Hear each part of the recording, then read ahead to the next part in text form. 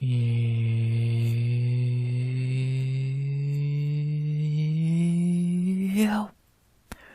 yo, RX back with another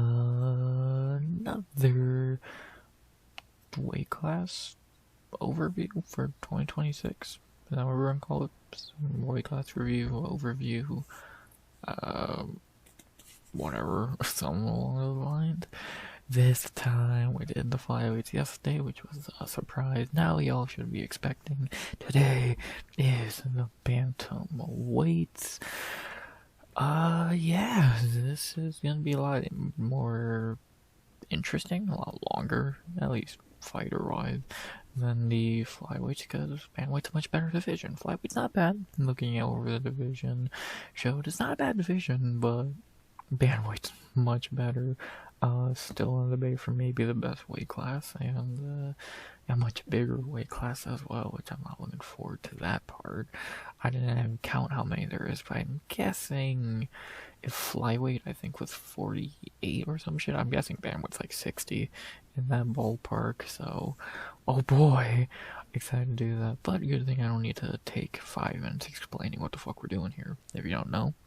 Like I said yesterday, for the flyweight one, if you did not see, we're just gonna go down every fighter on the roster right now who signed, and not counting people who are in rumor to sign. Or if they're not signed as of right now, I'm recording this on the 30th, then that's not my fucking problem. So, and if anyone gets cut, then again, not my, from what I'm doing this right now, they're not signed. So, and then we're not gonna do Road to UFC. I'll show the fight that's happening for the finale there, but I'm not gonna say much about it. And Contender Series I'll skim over because I've talked about those guys plenty. So yeah, not really too much else to say though. This is a fun idea. I hope you all enjoyed the one yesterday. We got 10 more to do, I believe. I think there's 11 weight classes. So yeah, this is 10 more of these every day from the second through whatever. That's what we're doing. So we got no fights. Gotta do something. I think that was a good idea. Again, borrowed from someone. It's taken a little bit from someone else's idea. I talked about that yesterday. So yeah, I enjoy doing this yesterday. Let's do it again. This we're really going to stretch the next 4: bantamweight, featherweight, lightweight, and welterweight are going to be the biggest bitch to do because they're the best and biggest weight classes. But we gotta do it. Let's do it. And yeah, I'm excited to do it. So unless I'm ready to say something, which I don't believe I am. Yeah, normal YouTube bullshit as always. Please like, comment, and subscribe. 200 subs goal by the end of 2026. Still weird to say that. Getting used to it already though. And yeah, second weight class, the bantamweights. Gonna be fun. We got some good fighters to talk about, some bad fighters to talk about, some prospects, some fighters who are gonna get cut, and everything in between. Then we'll get the top 15 first, then everyone else. Gonna be fun. Let's do it. You ready? I know I am. I know you. I didn't say that yesterday because you didn't know what we were doing. Now that y'all are ready and prepared for this, let's fucking do it. I'm trying to think if I'm forgetting anything. Not that I can think of. Let's do it. The 135er is debatably the best weight class in the UFC, and maybe the deepest in terms of talent pool, and especially for how good you gotta be to be a top guy in the division. Let's talk about it. Probably 60-ish fighters. 10 pounds heavier than yesterday's. Let's do it. Beginning, of course, with the new champ, just like flyweight. The other new champ that we got, the king of the bantamweights for the second time, first time in a long time. We have the bantamweight king going into 2026, Piotr Yan. What can I really say about Piotr? Not really too much I can say because I just talked about him a few weeks ago with the Merab fight. The main things you can say are, we're gonna find out the Merab fight was a fluke, because they gotta run the trilogy, unless they do some stupid shit like an Umar or an O'Malley fight. we're gonna see if Jan Marab 2 was a fluke and Jan's gonna lose the belt right back again. So, if not, if he beats Marab again, Piotr might hold that belt for a minute because he's gonna beat Umar. He would probably beat O'Malley in a rematch, and then who the fuck's gonna challenge him? So, well, we've known for years Piotr's always been a top 15 fighter on the roster, just general, let alone at bantamweight. And it's good to see him have the belt again because it feels like his first reign was bullshit because Aljo did his bitch little shit. So it's good that Piotr has the belt back. You know, it would have been cool to see Marab break the record and all that. Piotr getting the belt back's cool. He, of course, we all know again, Piotr is fucking Piotr. He's phenomenal. And, yeah, I'm really excited for the Marab trilogy, which I'm guessing will happen during the summer or even end of the summer. But I would say August, September at the latest. And should be exciting, so see if it was a fluke or not. See what how long Piotr can hold the belt this time. A dude who probably should have had a long title reign his first time because he was beating Sterling in that fight, where Sterling won actor mode, so, you know, is what it is. Second time's the charm. He's the hunt to that bantamweight going into the year. Will he have that belt by the end of the year? I don't know. Just like Van, I said yesterday, I think that's a tough one to debate, and I think Piotr has one single shark after him, like Van, who has a few, but that shark is fucking Marab, so see if it was a fluke or not. See what happens in the trilogy. That will definitely determine who's the best bantamweight in the world. Piotr, or the guy we're going to talk about now, the #1 ranked bantamweight, the former champion, Merab Dvalishvili. And same thing for Merab. We're gonna see if it was a fluke. Can he get the belt back in the trilogy, or has he kind of wore himself too thin doing all those fucking title fights in 2025? And did he kind of? He is getting. I think he is like 34, 35, so he's not young. Did he just spread himself too thin? He's gonna be 35 on the 10th. Let's see. Let's see if it was a fluke or not. Let's see if he can get the belt back. Or does Piotr have his number in Marab? It's kind of done. Like, he's already the GOAT bantamweight. He's already a first ballot Hall of Famer. But is his run done? So we know he's still great. We know he beats him 99% of his division. But can he get that revenge on Piotr? Now he's the one trying to get the revenge, unlike it was Piotr getting the revenge in the rematch. Can Marab get his belt back? We'll see. He's actually taking time off, it would seem, so that's good. So let's see if he can prove it was a fluke, or is the Marab era done? So it's gonna be interesting to find out. Yeah, it's gonna be interesting to find out. I'm excited, again, like I said a minute ago, I'm really excited for Trilogy. I think that's one of the more intriguing fights of 2026, especially title-wise, because a lot of champs are kind of in. So, I think Marab Beyond 3 is one of the more intriguing fights of the year. Let's see who's the best. Was it a fluke? Is Marab going to get his belt back? Let's find out. Is the Marab era over? Or did he just have an off night because he spread himself too thin? Let's find out. Not very much else to say about those two, because I talked about those two plenty less than a month ago. So, the other two best in the division. Let's talk about who's chasing them. Beginning with #2 ranked in the division. For some reason, you know, he's done nothing to deserve it. Not gonna waste much time here. We have Umar Nurmagomedov. Fraud. Nurmagomedov. Yeah, he's not good. I don't think much of Umar. Marab and Piotr easily beat him. Fuck, O'Malley would beat him, if I'm being honest. Yeah, Umar is just another Khabib Nepo baby. Yeah, actually, in the bad part, he might be one of the better ones. Yeah, I think he's just Khabib Nepo baby. If his last name wasn't Nurmagomedov, he'd be on PFL prelims, maybe. Or in Cage Warriors, or fucking LFA. Coming out with that Batista win, which no one remembers outside of him looking like ass. Now we're gonna be talking about him in a few weeks when he dog walks Figueiredo, which is as unimpressive as possible. So unimpressive they put him on the goddamn prelims. And yeah, he got bitched by Merab, going to get bitched by Yanor Merab again if that time comes.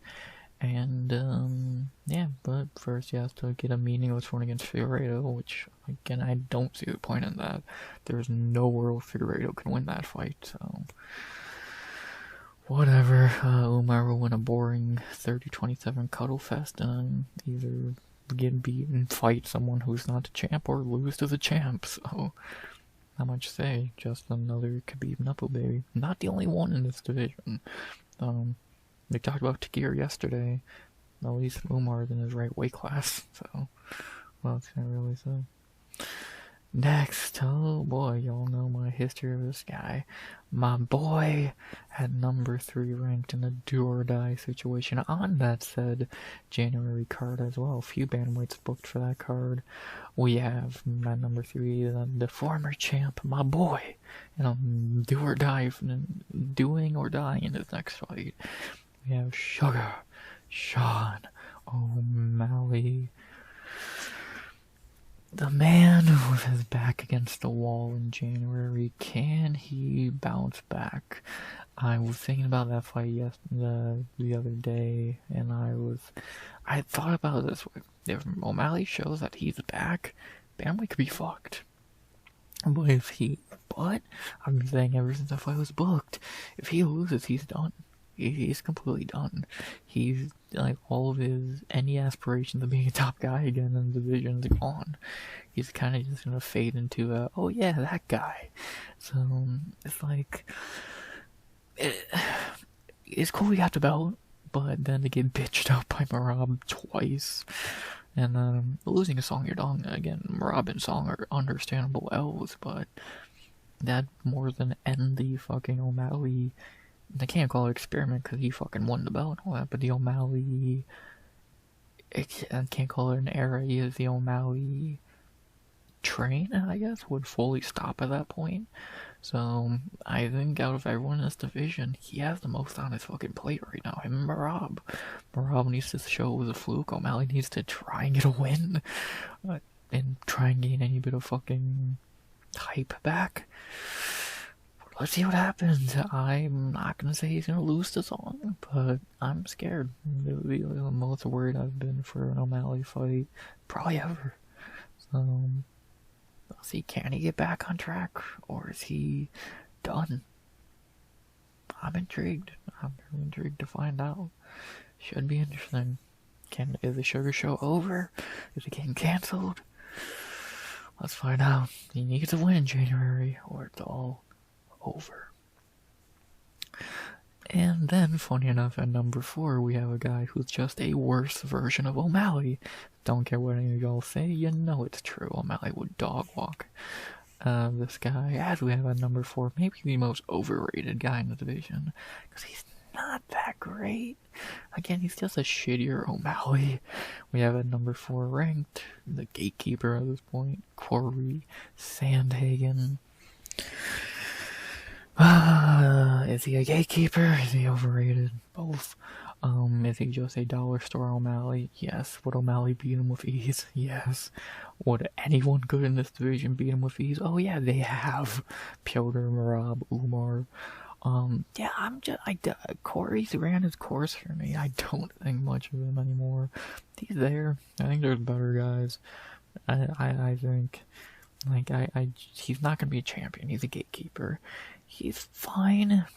He's fine, but I don't think much of Corey. I've kind of ran my course with him. It's just okay, it's Sandhagen. Oh boy, he didn't even deserve that Merab fight, and then he had no chance in it. He looked worse against Merab than anyone else has. So it's I don't see the Corey hype. He's fine. He's perfectly mid.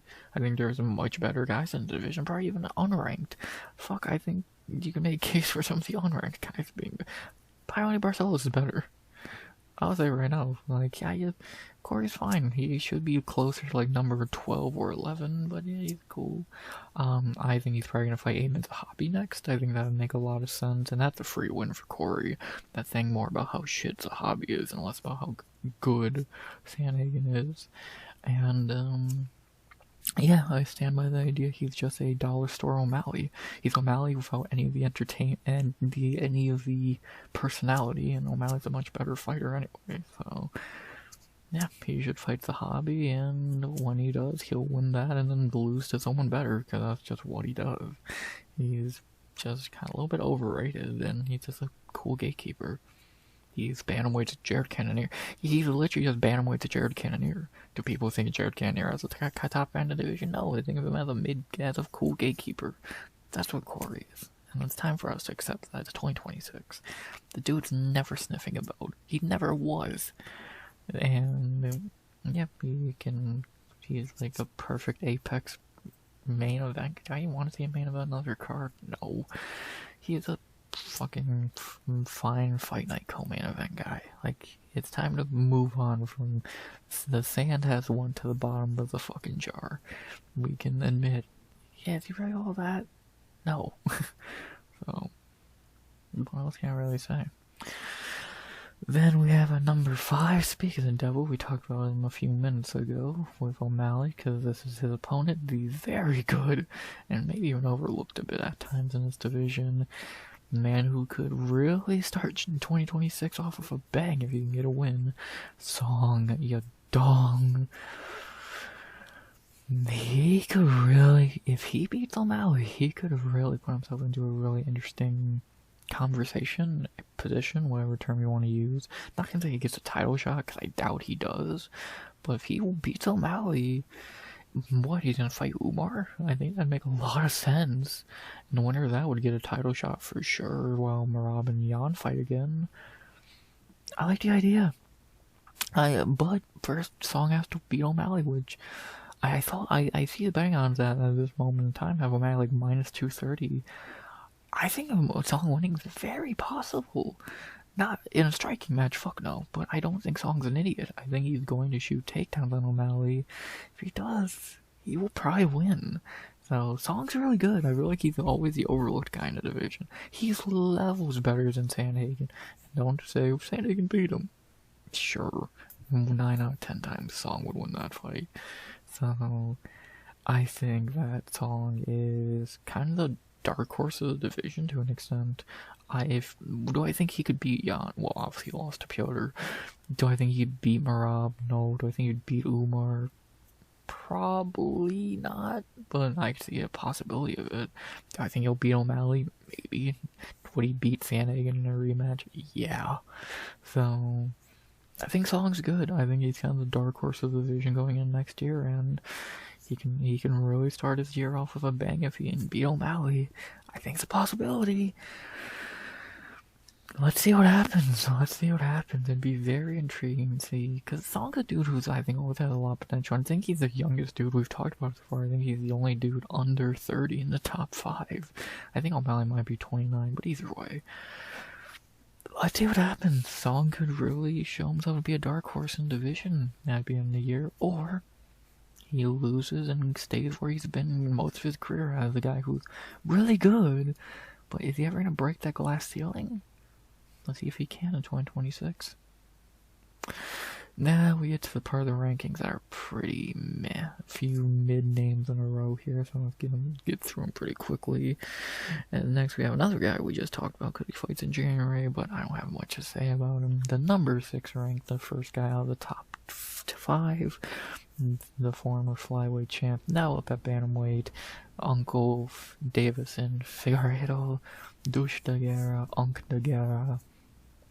Yeah, I talked about age. I think he's the oldest dude we've talked about so far by a mile. How old is Figgy? Ain't he like 37? Like, he's pretty far 38. Yeah, Figgy. Cool Monto Jackson when that fight was dog shit and you didn't look good. they're feeding you to Umar. You don't stand a chance there. And speaking of people I think are on their last legs, this is the first time I'll bring up the word retirement in this. I think Figgy's very well close to retiring. I think maybe not in 2026, but I think 2027 or 2028 at the latest, he'll dip. He's like, do I think he could still hang around in the top 15? Yes, I think he's much better than, like, obviously Cheeto and Font he beat, but I think he'd probably beat Talbot. Maybe. I feel like, obviously he's not gonna beat Song or O'Malley, but like, you're telling me he can't beat fucking Kyler Phillips at this point? He would crush Eamon Zahavi, so he's still a top 15 guy, but for how much longer? I think he has 3 or 4 fights left at most. He's still good, but again, I don't see him fighting for much longer. He's no way of winning a belt, not even any way of winning the Umar fight. Like, if he would have moved up sooner in his career, he could have been a Bantamweight champion, especially when the division was a little bit weaker. When Sterling was championship, he would have easily won. But now he moved up when he was older. Guys like Marab would kill him, Jan beat him, Corey beat him. So, I think Figgy's about at the end of the road. If he retired in 2026, I wouldn't be shocked. But I think 2027 or 2028 is more likely. When he's around 40, and yeah, I just think we got a few more fights of Figgy left. Not, I would say that's a bad thing, but even the last few fights have been shit. These last 2 fights were terrible. I don't know what he was doing here, and this was awful, so we'll see. I would love to see him beat Umar, but it's not fucking happening, and we'll see what happens. We'll see how much longer we get to enjoy some Figueiredo. I say 3 or 4 more fights at the latest 2028. He still got it. He'd still easily be top 15, but time is going past him very quickly at this point. Next, we have maybe the worst guy in top 15, because he's not even fucking good, and he's on a 2-fight losing streak. Ariel Helwani himself at number 7 ranked. The first Canadian we've talked about today or yesterday, I think. For their Canadian flyweight? I don't think so. We have the shitty number 7 ranked guy on a 2-fight losing streak, Eamon Zahabi. Yeah, I'm not gonna waste your time here. This dude fucking stinks. He has lost his last 2 fights clearly. Feed him to Corey Sandhagen when he can. This dude's a fucking can. Yeah, he lost to Cheeto and Aldo. He sucks. Fucking feed him to fucking Sandhagen. What else can I say?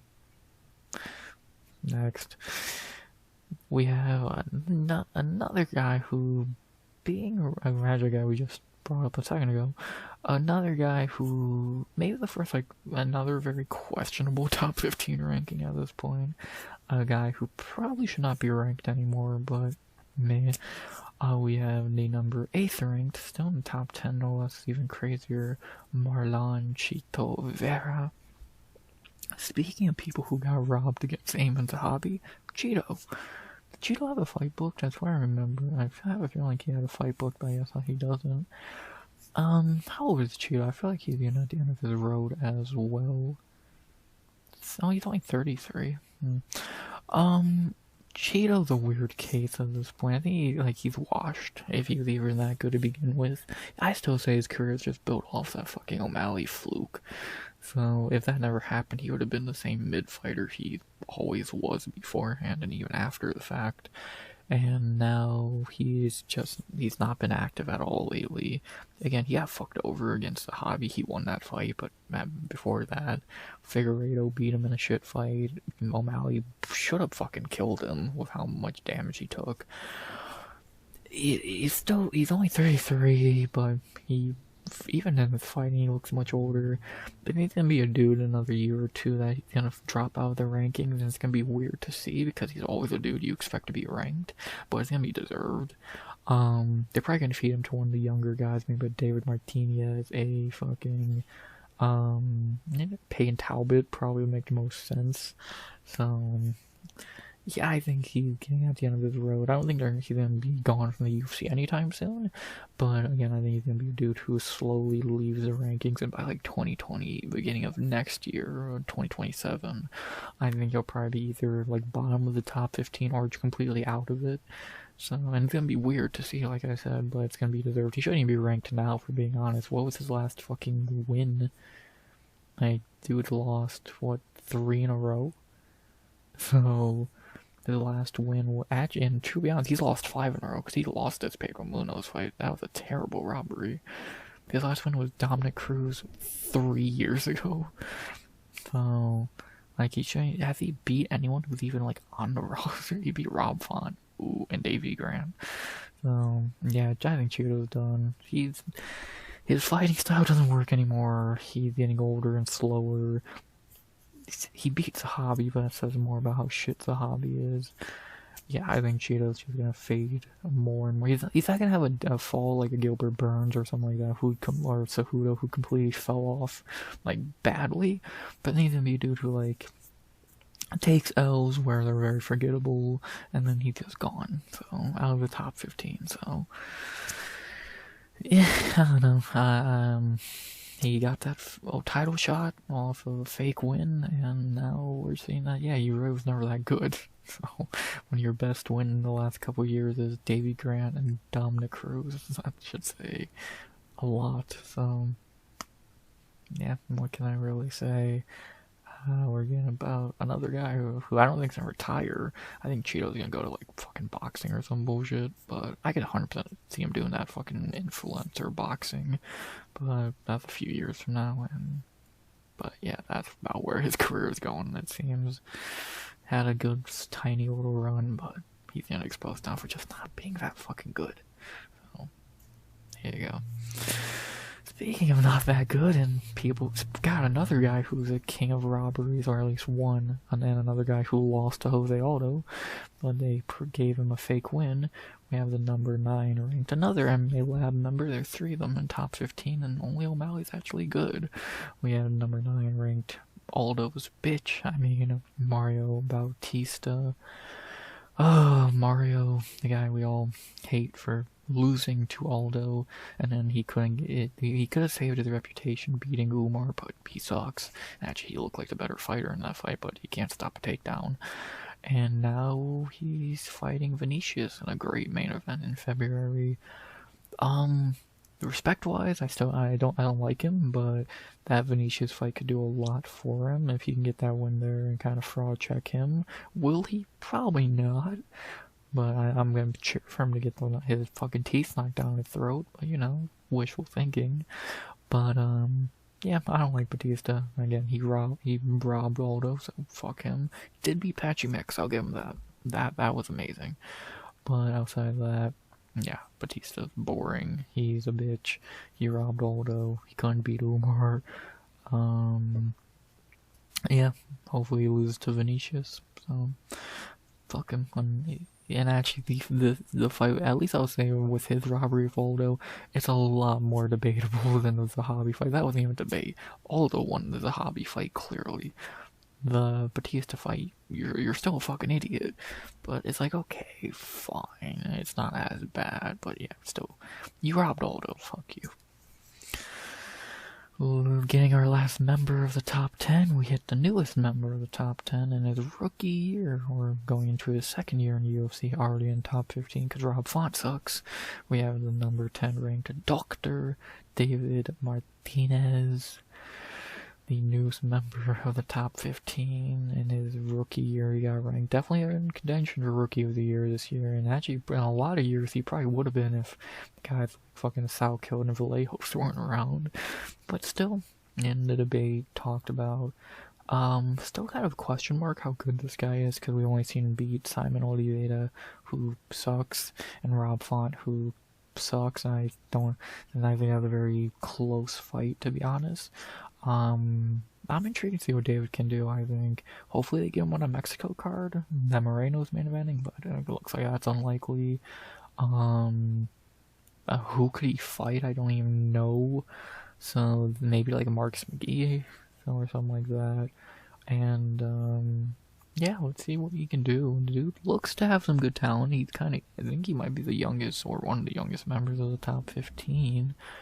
How old is David? Why do they got him so fucking lowly ranked? The dude's in the top 15, for fuck's sake. 27 years old. See how far this kid can go. Do I see him being a champion? No, I don't think he's the best prospect in the top 15. Do I think he's as good as a guy like Talbot? Yeah. Would he beat Talbot? That's a tough fight. That's a tough one to call, but Martinez looks good so far in 2 wins against shitty fighters. I'm intrigued to see how far the guy can go, so I'm intrigued to see. Yeah, we've not seen a lot. I want to see a little more. Excited to see him fight again. His sister, I think, retired last year, Melissa Martinez, so see what David can do. Top 15 now, going into 2026, going into his 2nd year. I think he's one of the only rookies who can say that, him and Vallejos. See what he can do. Should be intriguing.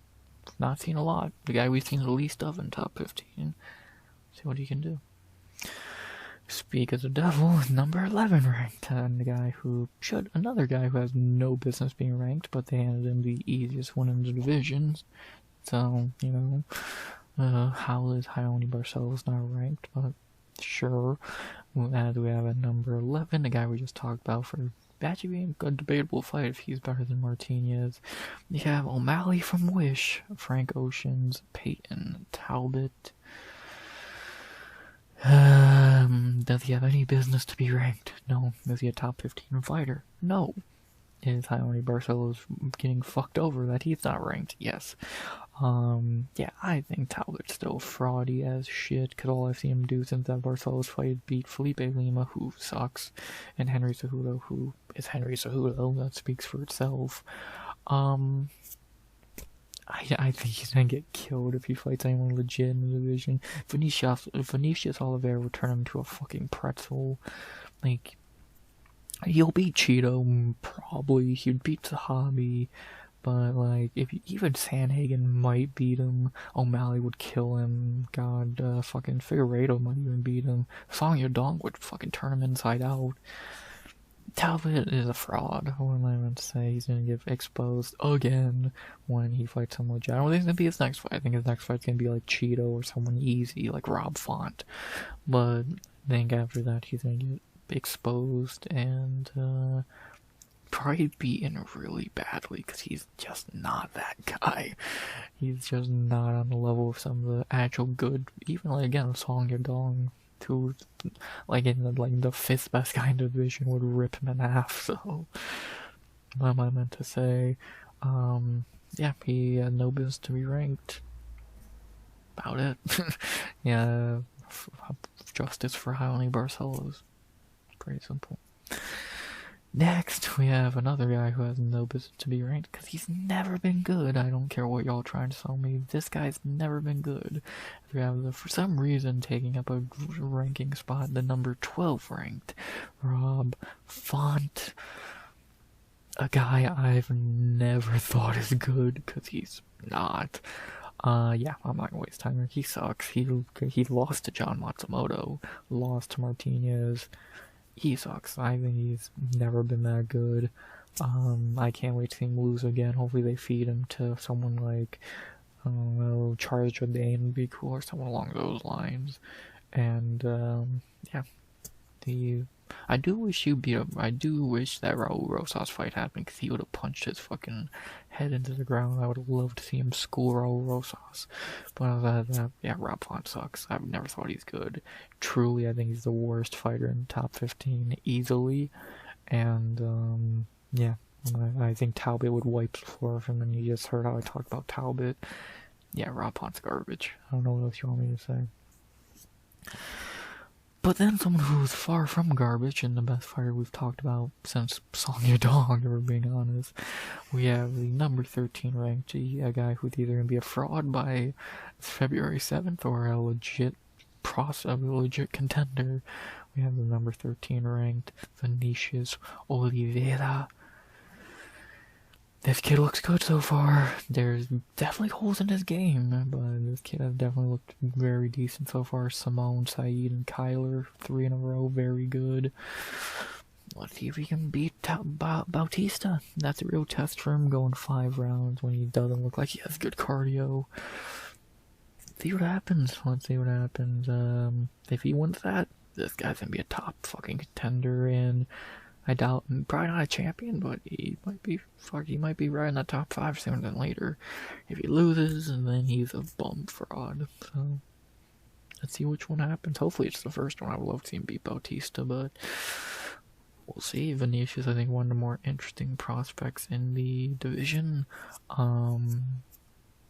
It's gonna be, or maybe the most interesting prospect in the division. Guy's good. Dude is very good so far. See if he's legit. First main event. Time to fucking either prove you're legit or get fraud checked. See what happens. And then we round out the top 15 with 2 dudes who shouldn't be ranked, for being honest. Being for a guy who I've definitely fallen out of hope for him achieving his ceiling. We have the number 14 ranked, the third MMA Lab member, and fuck at you, maybe the worst one, it would seem, in this weight class, Kyler Phillips. Phillips looks like a guy who has all the potential in the world and can be a really good fighter, but lately he's just looked terrible. He looked terrible against Vinicius. He looked awful against Font, a fight he should easily win. He hasn't won a fight since March of 24.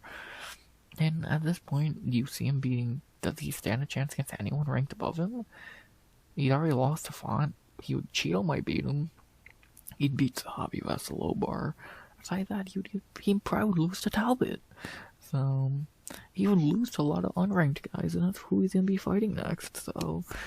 like, Phillips is a dude who I think has a lot of potential, but he's just not been able to achieve his glass ceiling, and I think it's just the jury's kind of just out on him. When dude's gonna be mid, he's not the guy. He's never gonna hit that top tier. Well, not top tier, but I was expecting a little better from him than losing to Rob Font. Like, come on, dude, you should have easily won that fight. Vinicius, cool, that's understandable. Rob Font, come on.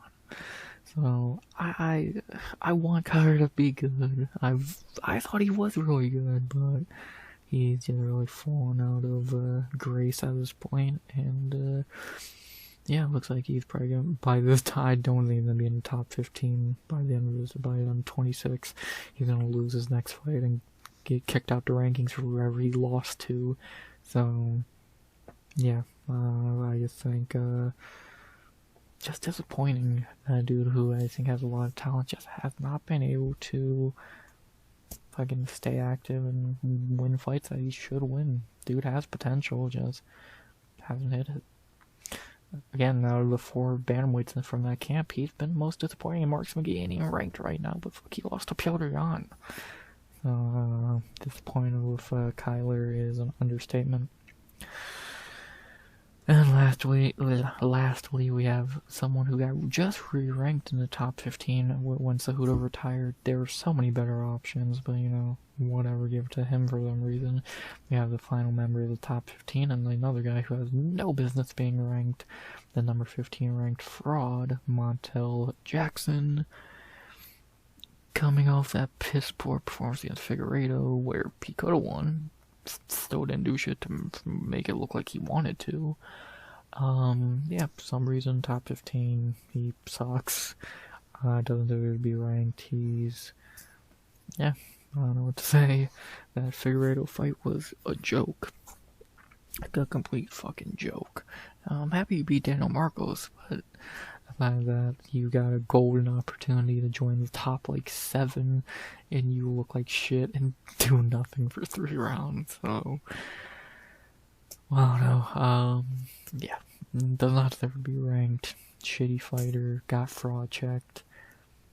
What else am I really meant to say? Why is he ranked up? Why did he get re-ranked for much more over much more deserving fighters? I don't know. But, yeah, there you go. There's the top 15 of the bantamweights. Starts off really good, gets very shaky in the middle. And of course, the top few guys are, yeah, after, from the champ to Figueiredo, cool. Then you got Can, washed, boring, we don't know how good he is, fraud, Can, we're gonna find out how good he is. Disappointing. Why is he ranked? So you could really 1, 2, 3, 4, 5 at least take, and really should be 6, but we'll say just 5 guys out of the rankings from much more deserving guys who we're about to talk about, and I don't think anyone would complain, but UFC's fucking stupid, so what does that tell you? But yeah, I think Flyweight's top 15 makes more sense, but obviously I think Bantamweight's stronger in terms of talent. But yeah, definitely them just stupid rankings from years past and shouldn't even be ranked to begin with. So hopefully by the end of the year, at least a few of these guys are unranked. I think at least 2 will be, maybe 3 with Font. Talbot will be ranked, Cheeto, and Cheeto will be like down here by the end of the year. So, and Zahabi is gonna lose to Sandhagen, but he'll probably end like here, so. I don't know, and Martinez is just a kind of the wild card of the top 15. We'll see how good he actually is, so. And then obviously the top guys, we know what's going on for them. It's gonna be an interesting division. It's gonna be a very interesting top 15. So, see what happens. Top guys are good. Outside, after number 6, it gets weird. See what happens. But that's not it. As always, like I said, we talked about top 15, but we're talking about everyone on the roster going to 26. So let's talk about all the guys who are going to be chasing the top 15 guys. Don't know how many there is. Probably a shit ton. Just a scroll for you. That's a lot. Let's talk. We're already 40 minutes in. Let's talk about them. Beginning with the first guy. Let me bring him up. I don't know why this tab's not here. And I'm just going alphabetical order of roster watch. We have the first unranked guy. Too bad we're not starting off with a good one. We're starting off with a very mid one. Where is he? A guy they have him ranked super fucking low. Did I pass him? Where the fuck is he? Probably passed him because I'm blind as fuck. No, there's no way I could have passed him. Well, I guess we're gonna type it in. Oh yeah, I did pass him. We have the first unranked guy, the Mongolian Murderer, one of the cooler nicknames for a shit fighter, Orichi Lang.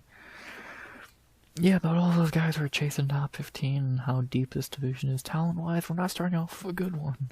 Orichi Lang is not very good at all. Former flyweight, now bantamweight. He is... what is he? Fucking 2-2-1 at bantamweight. Actually, with these bantamweight fights, so he is 4-2-1 at bantamweight. Yeah, he's not good. Like, let's be like, shitty wins. You got knocked out by Ayman Zahabi. Enough said. Shitty win. You were gonna lose that fight.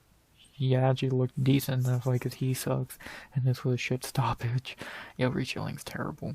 And I can't call him a fun fighter because really the only fun fight he's ever had was Jeff Molina fight. That's what his whole career is built on. Aside of that, yeah, I think this dude sucks. And yeah, he's a perfect cannon. He's perfect cannon fodder for guys they want to build, like they did for Raul. You know, he looked shit against them, like they were doing with Marcos until he kicked him in the dick, like they did with Zahabi. So, and well, Ricci will beat shittier fighters, like we've seen. So, yeah, he's just not very good. I really don't think at all. Is he the best Chinese bantamweight? There is one other one who I think is the next guy we're going to talk about. I would say no, I think the other guy's better. So, I think they're teammates. But, yeah, I don't think much of Orichi. I think he sucks, to be honest. I don't think he's the worst. I think there's probably a few guys worse than he is. But yeah, I don't think Orichi's good at all. And, yeah, that Jeff Molina fight was great, too. That was like 5 fucking years ago. And I think the only other thing anyone can remember about him was that Cody Durden post-fight interview, so...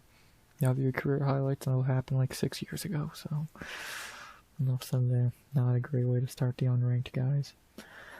After that, any guys who are repeat from former weight classes like O'Day and Schnell, we're not talking about because we already talked about them, and they're not bantamweights, so we can move on to the other Chinese fucking bantamweight on the roster, and I would say this man is better than Orichi Lang. We have, I believe, his teammate Alatong Haley.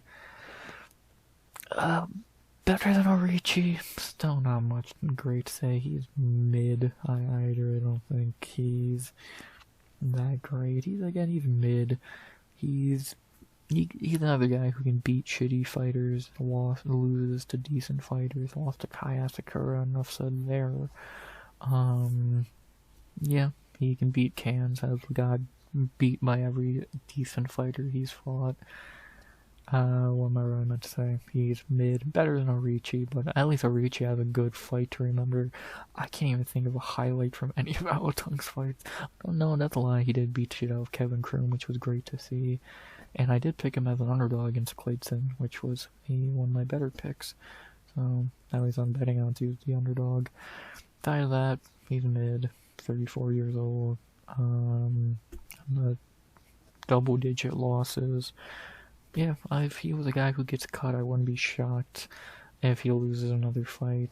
So, or if he's just a random cut on in the middle of the week, like they do sometimes. Wouldn't be shocked.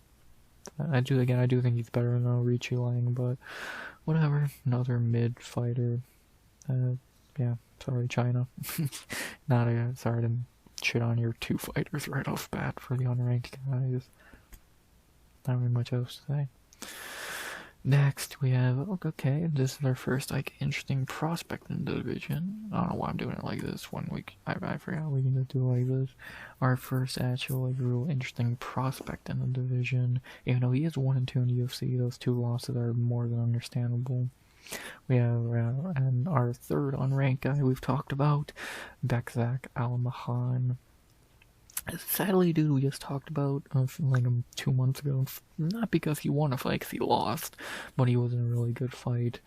Yeah, maybe the unluckiest fighter in UFC history, fighting Umar and Topuria in his first two of his first three fights.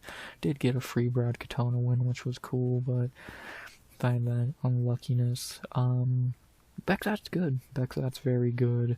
If he didn't have to fight the fucking famous family members, if he had a normal fucking early UFC run of getting shittier fighters, he would be 3-0 easily. But again, he fought Topuria and Nurmagomedov, and he actually did good against Umar. He took a round off him. So what does that tell you?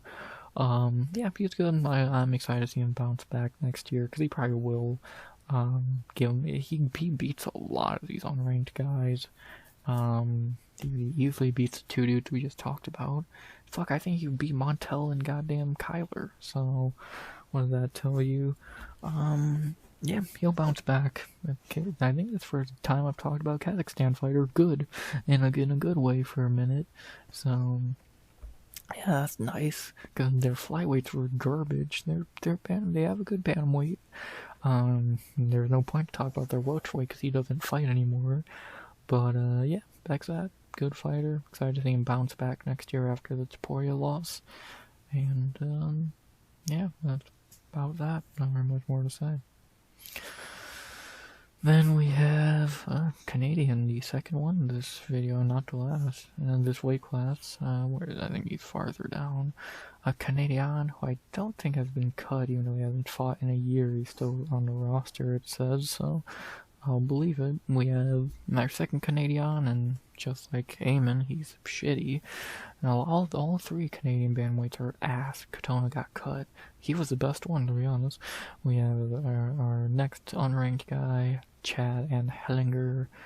Easily the worst one we've talked about so far. Not gonna say much here. I don't know if this dude's still on the roster, to be honest. 39 years old, 2-3, hasn't fought since November of 24.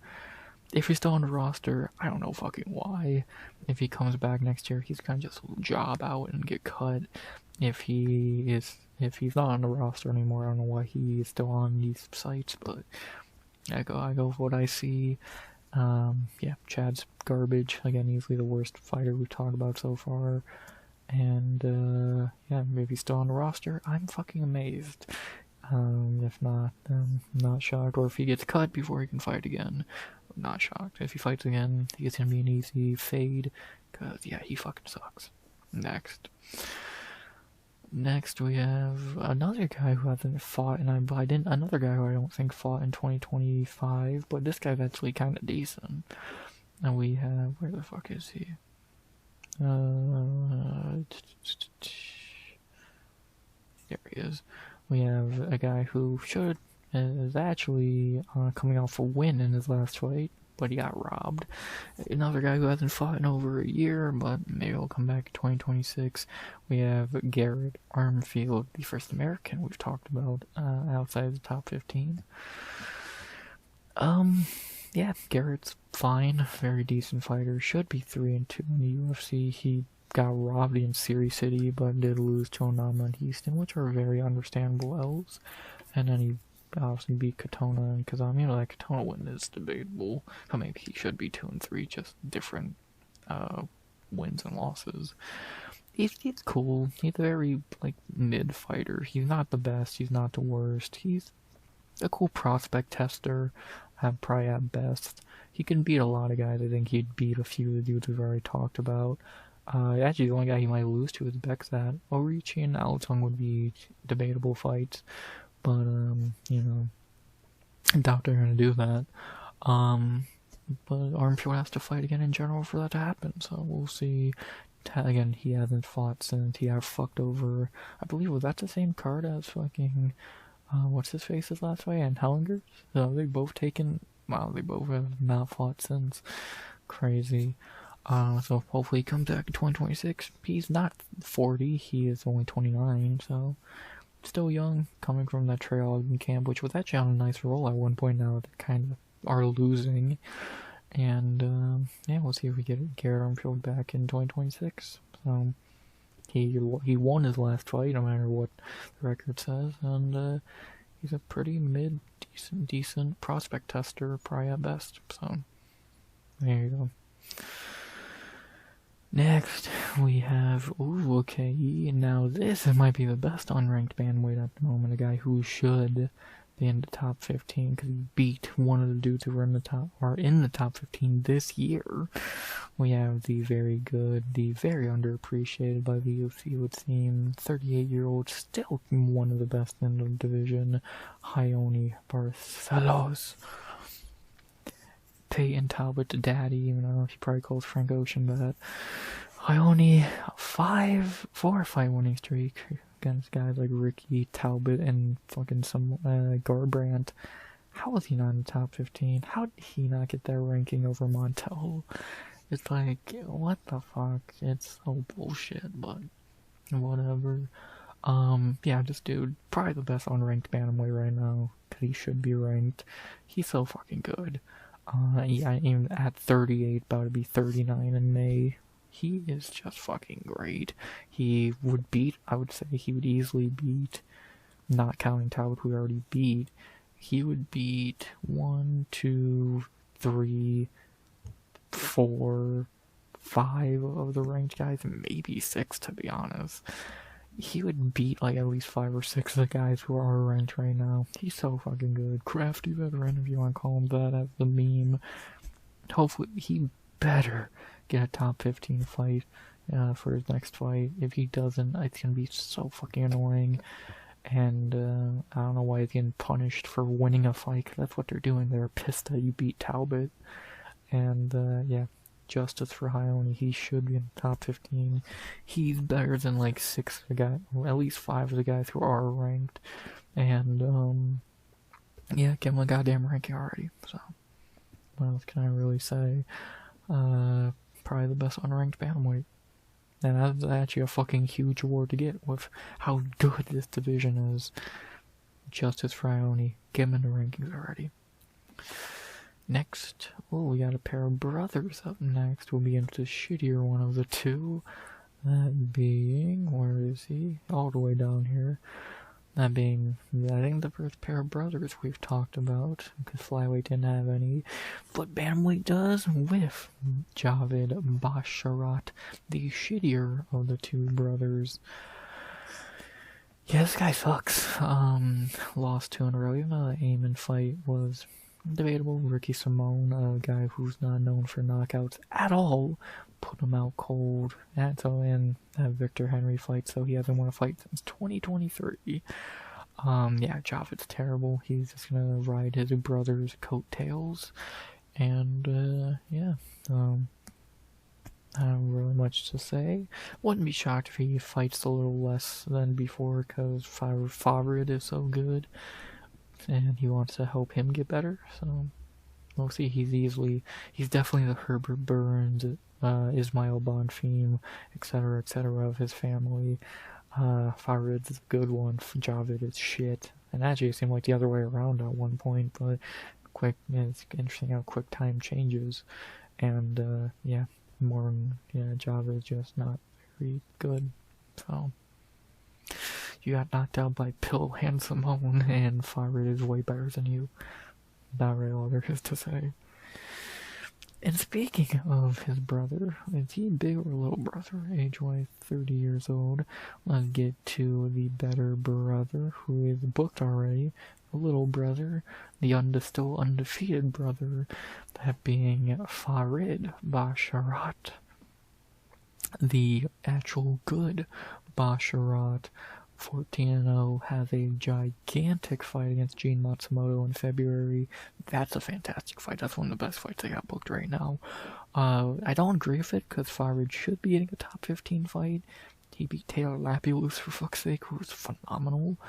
But, you know, whatever. I'm not upset about them booking a banger like him and Matsumoto. And that's a big fight for Farid. If he can win that, dude, this guy might be a fucking issue. I think that fight's super 50-50 against between two dudes who should be in the top 15. And yeah, Farid, he's good. His striking is getting better. Grappling is great. Again, he's levels ahead of his brother. And let's see, can he keep his O? Because Javid lost his at 14, right? What is Javid's record? 14. So do the Basharats cap out at 14, or does Farid get to 15-0? Let's find out. Dude's really good. Dude looks like he could be top 15 easily. Another guy who I think would beat a good amount of. I think he'd beat the same guys that I said fucking Ione would beat. Yeah, he's really good. Much better Basharat. By this time at the end of the year, he's either gonna be still undefeated in the top 15, or he's gonna be a fraud. See which one. Let's see if he really is the better Basharat, or do they both suck? Hopefully it's the first one, because one of them has to be good. That's always the rule. Two brothers in MMA, one of them has to be good, the other has to suck. We know which one is the good one here. It's Farid. See if we can solidify that in February. After that, from the brothers, we got another very decent unranked guy. After we had the Basharat boys, we got the guy who fought one of the Basharat boys. We have another guy who's very decent in the division, one of the better unranked guys, even though it kind of seems like he is another kind of 50-50 guy from fight to fight. You have Damon Blackshear. Another guy, kind of like Howard Phillips to an extent, who I think has a higher ceiling than he's hit so far, but also maybe he's just a better can crusher than we think. I never really looked at the record. He's beat all shitty fighters. His best one's Cody Gibson and Alaton Haley. He's lost every good fight he's had. Even most people saying Mario Batista he beat Mario Batista, but excuse me, whatever. I don't agree, but that fight sucked anyway. Yeah, Damon's good. I wouldn't say he's on the level of Ione or Farid, but I'd say he's easily like top 25 in a division. He's really good. And, Yeah, he's a good guy, and just another guy who I think on his best day or in his best version could be top 15 easily, but we just don't see that too often. We haven't seen that against a high-level guy. We've seen that against shittier fighters, but we've just not seen that demand against higher-level guys, and it sucks. It sucks because he is really good, but we've just kind of seen him be kind of like borderline can crusher if you really look at his record, and that sucks because again he is talented, but if you can't beat higher level guys, then what else are we meant to really call you outside of a can crusher? So we'll see what happens with him. But he's a pretty active guy lately, 3 fights in 2025, so see what happens. Maybe he'll finally break that glass ceiling in 2026 that I think he could, that he should have hit by now, but if not, then he's gonna keep winning a few and then losing to a top guy, so that's not the worst career path, but, you know, I just think the dude has a higher ceiling than he's been able to hit so far, so maybe I'm wrong, we'll see, but either way, if your like floor is a top 25 guy at Bantamweight, that's not bad at all. Can't complain about that. Just think it could be a little bit better. As we hit the hour mark, let's get to our next fighter as we clear out this first row with the first Taporia brother, the one who actually looks more like Ilya than Ilya's real brother. But this guy's not half as good as Alexandre. We have Gaston Bolanos, the real Taporia brother, just with none of the talent of either of them. Yeah, Gaston's not very good. Another Peruvian fighter who's not very good. Shocker. I'm just being honest. Show me a good Peruvian fighter. Come on. Don't show me Daniel Marcos. You're lying.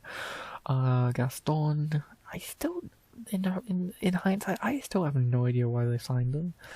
Like, his signing is so weird. He was a 6-3 former kickboxer who was in Bellator and had a mid-record in Bellator, and then all you give him is grapplers or Marcus McGee. I don't even get the point of why they signed Gaston. I would love to see Gaston fight a full-fledged striker like Alexandre Taporia, but they keep getting him these grapplers, they keep beating him, or Marcus McGee. So he beat Cortavius, which that was a really good underdog pick by me, but barely, and Cortavius is garbage. I think Gaston's going to be off the roster in another year or two. He's not just lacking in skill. His grappling is not great. If you're halfway competent grappler like Quang Lee ragdolled him and submitted him, Marcus McGee wiped the floor of him, but that's Marcus McGee. I would love to see him fight a real striker, but if that doesn't happen, he's just going to take it down and grapple again. So I don't know. He's 33 years old. He's not experienced. He's not that. His striking's good. He can't get his grappling up to par for even like shittier guys in the division. And outside of Chad and Hellinger, you can make a real case, but Gaston's the worst fighter we've talked about outside of the top 15 so far. So, like, I would love to see him fight a striker, not named Marcus McGee, but you get what you get, and he just shows a lack of much outside of some striking and looking like Ilya, so yeah, another bad Peruvian fighter, and I would just not be shocked if he's off the roster by the end of either 26 or 27, so I just really never understood the signing, and I liked that a little bit after his debut win, but yeah, he's just clearly, being honest, he's just not all that, so 2-2, but yeah, I think he'll be gone sooner than later. Yeah, I always remember that Cortavius picks, so yeah, we'll see with Gaston. I've seen the hype in him once or twice after the wins, but that Quang Lee performance was bad, and Quang Lee's off the fucking roster now, so that should say a lot. Outside of looking like Ilya, I can't think of much great to say about Gaston, because he's just really lacking. So, there you go. There you go, the first Taporia brother. And our first row of unranked guys done, so let's hit our next one. beginning with a veteran of the division. Oh, okay, well, there's a few of those at Bantamweight, so let's talk about the first one. Another guy who I think has a high ceiling that he's never really been able to hit. The very good, but again, just underperforming at times, veteran John Castaneda. Castaneda is another guy who I think has a higher ceiling than he's been able to hit, I think Demont Blackshear is better, and even especially Kyler Phillips, but I think Castaneda could be an easy top 30, 20 to 25 guy in the division, and all we've really seen from him is mid. He beat Miles Johns, that was good. Besides that, he's lost to everyone else he's fought with a notable name. Like Afrov one's aging pretty nicely. Aside that, he's 34. He's good, but he's super inconsistent with how good he looks from fight to fight. Another guy I would not be shocked if he's off the roster sooner than later. Not because he's bad or anything, but if he loses another fight, I think he's gone. He's looked terrible in his last 2 fights. Marco schooled him. The Gutierrez fight was boring. So I won't be shocked if he gets cut sometime in 2026. I think he's good, or had potential, because he is almost 35 now, but I just think he never really hit his ceiling of, not saying he was a top 15 guy, but I think he easily could have been at least a top 25 guy. 20, I think he easily could have been the 22nd best bantamweight, but I don't think he even ever hit that mark. I think his ceiling, I think the best he's ever been maybe the 28th. So I think he's good. I think he can show up and look great at times, but it's just an inconsistent, and it's really only been against bad fighters. So what does that tell you? I think Sexy Mexi will probably be in PFL by sometime in 2027. So there you go. The third fighter at bantamweight I've talked about as just being disappointing. And I guess that just shows how good this division is, that guys who are really good can be disappointing. So there you go. Next. Who's next? Cejudo's obviously retired. This is a weird one. I won't waste much time on this guy because I don't even think he's still on the roster, to be honest. But they say that he is. I have my doubts because I've not heard many promising, not promising, but good things about him lately. Yeah, next one, but easily the worst fighter we've talked about now, taking that crown from Chad and Hellinger. We have AJ Cunningham.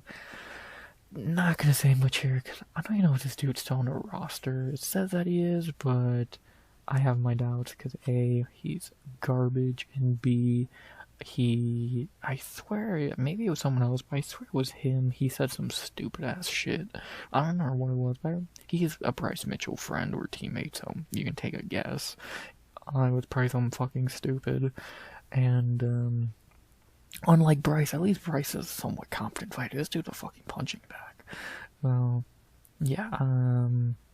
yeah, he will not be on the roster, but I can almost guarantee he'll be cut by the summer of 2026, because either he won't fight and they'll just cut him from the books, or he'll fight again and he'll get cut. So, yeah, he's fucking garbage. Next, a garbage fighter. A dumbass from what I remember hearing. Double whammy. Yeah, not much to say there.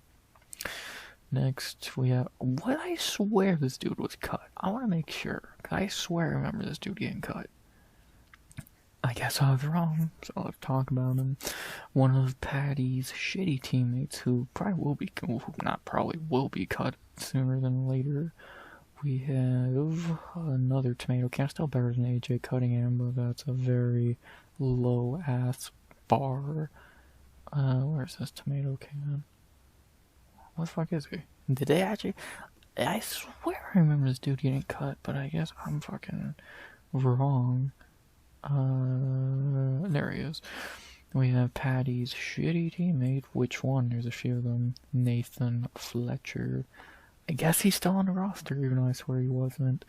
Yeah, he's terrible. Got signed because I guess UC liked him from Tough. AK, he's British and friends with Patty. has looked shit since that Ramaska win.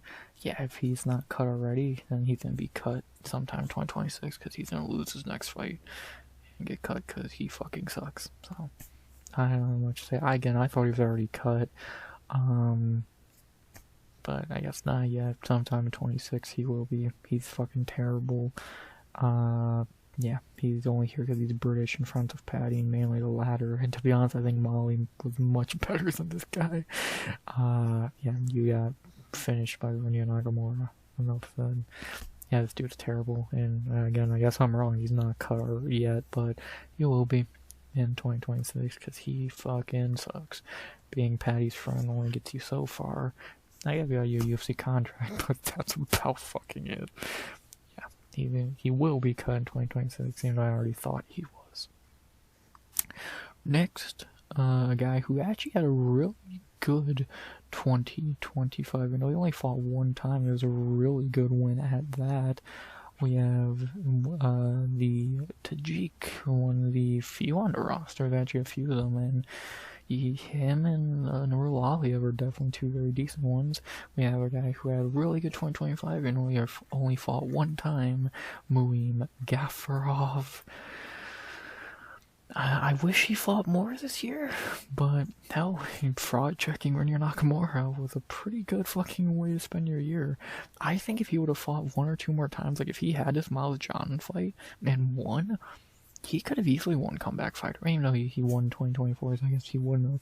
But he could have easily been in the debate for like one of the most shocking fighters of 2025. But instead he beat Runya and then fucked off all year. But yeah, this dude don't look too bad. I don't think he's gonna do too much. Like I don't think he's gonna be like top 15 or around the top 25. But I think he deserves a big fight. I think him and Adrian Yanez in Houston would be a really good fight. Yeah. But who knows when this dude's gonna get back in there. Hopefully he fights soon. Cause again, that Runya win can only keep you warm for so long. You gotta build on top of that. I think he can get one or two more wins before they give him like a legit, like decent guy like a Davy Grant or even Damon Blackshear or someone like that who would beat him.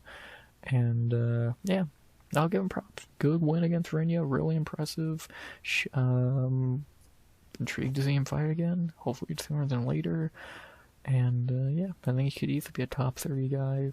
But he looked good. Looked good in his last two fights, even though they were against bad fighters. Better than you could say for most. And yeah, wish he fought more this year. See if he can build on top of that Runya win in 2026. Not very much to say. And then we have one of the most, would polarizing be the right word? One of the most interesting fighters at Bantamweight, because it's like he's still here.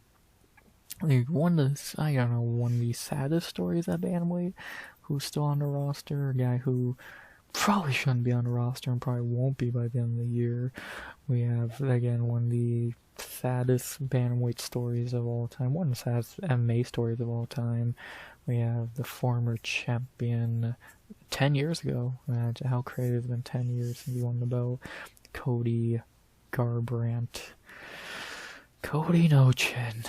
What happened, brother? At one point 10 years ago, he was 11-0 and the champion, just dominated Cruz in one of my favorite fights ever.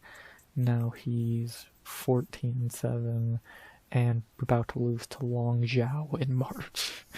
Yeah, Cody. I think this is gonna be Cody's last year on the roster because he's probably gonna lose the next fight and get cut. Like, I'm not super confident, but I feel like certain enough that Long Zhao's probably gonna beat him. And if he does, Cody's gone. I think Cody's perfect for that dirty boxing bullshit Mike Perry runs. Yeah, it'd be cool. It's much better for him than UFC at this point. He's not even that old, so you can't say retirement. But yeah, it's just his time. He should not be really fighting in the UFC anymore. PFO, he'd be perfect in. But, whatever. Yeah, just sad to think 10 years ago he was on top of the world, and now, since that Cruz fight, he's won 3 times. Been all against cans, and he's been beat up by so many people, and he's now fighting some guy named Long Zhao, and who's gonna beat him in March out of the UFC. So yeah, I don't know. I hope Cody's kind of like Tony and a few others who they get cut, go to boxing and do good. Because I think he could do great in boxing, even though his chin's shot. We know his head movement's one of his best weapons, the only weapons left. Hopefully he can do that, and or maybe he never fights again. Who knows? Either way, it's just sad. Again, it's sad to see Cody just become what he was, become what he is now from what he was, from undefeated champion to that dude the dude's about to lose to a guy most people have never seen a day in their life. So yeah, happened to from undefeated champion to 3-6 since then. Sad, man. Sad. He's really gonna lose to the long shot. I guarantee you Zhao is the pick favorite. I want to see the pick odds for this. I guarantee you he's the pick favorite. Really. I hope people are right, but I just don't see it. I think we're 2026 will be the last Cody Garbrandt UFC fight, which blows, but that's what I think. So sorry, Cody. One of my faves. I wanted him to bounce back so badly so many times, but I just think it's over. So hopefully, boxing can rejuvenate him, because UFC is just passed him by. 10 years ago, he was champion. Crazy. Next, from one Cody to another, this one has not had half the accolades of Garbrandt, but he's a cool little fighter. We have the other Cody in the division. Where is he? We talked about him earlier for losing to Arichi Lang. Former Ultimate Fighter finalist Cody Gibson. Unlike Garbrandt, 10 years ago, he was getting cut from the UFC for the first time. Actually, not even by the time Cody, by 2016, he was already cut from the UFC. But Gibson has come back and not been great. He's still kind of mid. I think Gibson's a guy who can look okay at times, but he has no chance against anyone halfway decent. This was kind of a bullshit stoppage, just whatever. I think his ceiling's like a top 40 guy in the division. He could beat your fucking Garrett Armfield, he might beat Garbrandt at this point, to be honest. He would beat Fletcher and Cunningham, but outside of those guys, he's getting dog-walked by most of these guys. And yeah, I think he's another guy who will be cut sometime in 2026. So I think I'll fight one more time, probably lose and get cut. So yeah, I don't know. It's another example of a guy who sucked the first time is gonna suck the second time. Fucking Kurt Hollabaugh, fucking all these other names who they brought. Jared Gooden, not Gordon. Gooden, different guy. It never works. I think Cody's probably the best of them, to be honest, and he's lasted longer than Katona did, who beat him for the trophy. And I do think Gibson has talent, but it's not UFC level talent. He'd be one of the best fighters in PFL, in fucking LFA, but in the UFC, he just does not have, especially at those shark tanks at the Bantamweight. At 38 years old, yeah, he's gonna be either retiring or back on the regional scene by the end of 2026. So I like Cody, both of them. I think both Codys are gonna be gone in 2026. Again, I'm a fan of both. I would love to see both win, but it's not gonna happen. And yeah, there's gonna be no Bantamweight Codys left. What a weird coincidence. Speaking of old dudes, but this one doesn't fight his age at all. One of the best old fighters in the UFC who shouldn't even be thinking about retirement because he could still be a top 15 guy. We have one of the few likable British fighters. I like that for Lonnie Kavanaugh. If it sticks again here, we have Davy Grant, Jason Statham. Who does not love Dangerous Davy? 40 years old, and he shouldn't even be considering retiring because he's still really good. Yeah, I know he's coming off that Jourdain loss, but before then, most people would say he was on a 6-fight winning or 5-fight winning streak, and a lot of people would say he won that Yanez fight, so it would be a 6-fight winning streak. Grant's still really good. I think he's easily a top 20 dude in the division. Like, I'm not saying that as a joke. I really think he's top 20 still. He's really fucking good. I think if you put him in the top 15, he won't look out of place at all. He would look more in place in the top 15 than Rob Font and goddamn Montel Jackson. Fuck. So he would beat both of those guys. Davy's really good still. I think he has a few more years left in him. I know he's 40, but the dude's still really fucking good. And I don't think he's gonna retire till maybe like 2028 when till he's like 42, 43. He still has like 5 or 6 fights in him. He's really damn good still. And yeah, who does not love Dangerous Davy, man? Still kicking, still one of the best in the division. Him and Ione, man, these old dudes still can go at bantamweight. And yeah, what can I really say? I think the top 20 guy in the division at 40. That is how fucking good Davy Grant is. And yeah, I think he's gonna bounce back next year. Yeah, like he always does. And yeah, that's about that. Who does not like Dangerous Davy? Still a top 20, 25 guy and a bandweight at 40. That's just impressive. What else can I really say? Next, we have another older dude in the division who we've seen a lot of, and probably seen his better days kind of go behind him at this point. We have the formerly top 15 and former main eventer who got crushed by Song Yadong in that main event. We have Chris Gutierrez, another veteran of the division, like some others, but he's unlike guys like Davey and Ione, he's definitely had his better days already. 34 years old, gonna be 35. Still 10-4, but at this point he's getting older. He's looking slower. I struggle to say he's probably still top 25 in the division, but it's closer to him being top 30 than top 20. At one point he did look like one of the better guys in the division, but he had that shitty Paper Munoz performance song and fucking Fought Red beat him. Like he did retire Edgar, but what the fuck did that really mean? I think he looked terrible against Quang Lee. Like he's just kind of at his best days behind him at this point, and he's so decent. He still is a top 30 dude in the division at worst. But yeah, I think Gutierrez's top 15 days are over. His days as like a guy to watch in the division's over. He'll stick around for a few more years, win some. He'll win a few, then fight a higher level guy and lose. That's like what he's been doing. And yeah, a guy who just had his better days. Again, you got a main event, got to retire. Frankie Edgar, some good. It was ranked for a few years. Pretty good shit, but I think those days are behind him. And yeah, I think he's just gonna just win a few, lose, win a few, lose, and then be gone. So. Yeah, pretty simple. Very good fighter still. Again, top 30 more than likely, but yeah, about his best days at bantamweight are gone.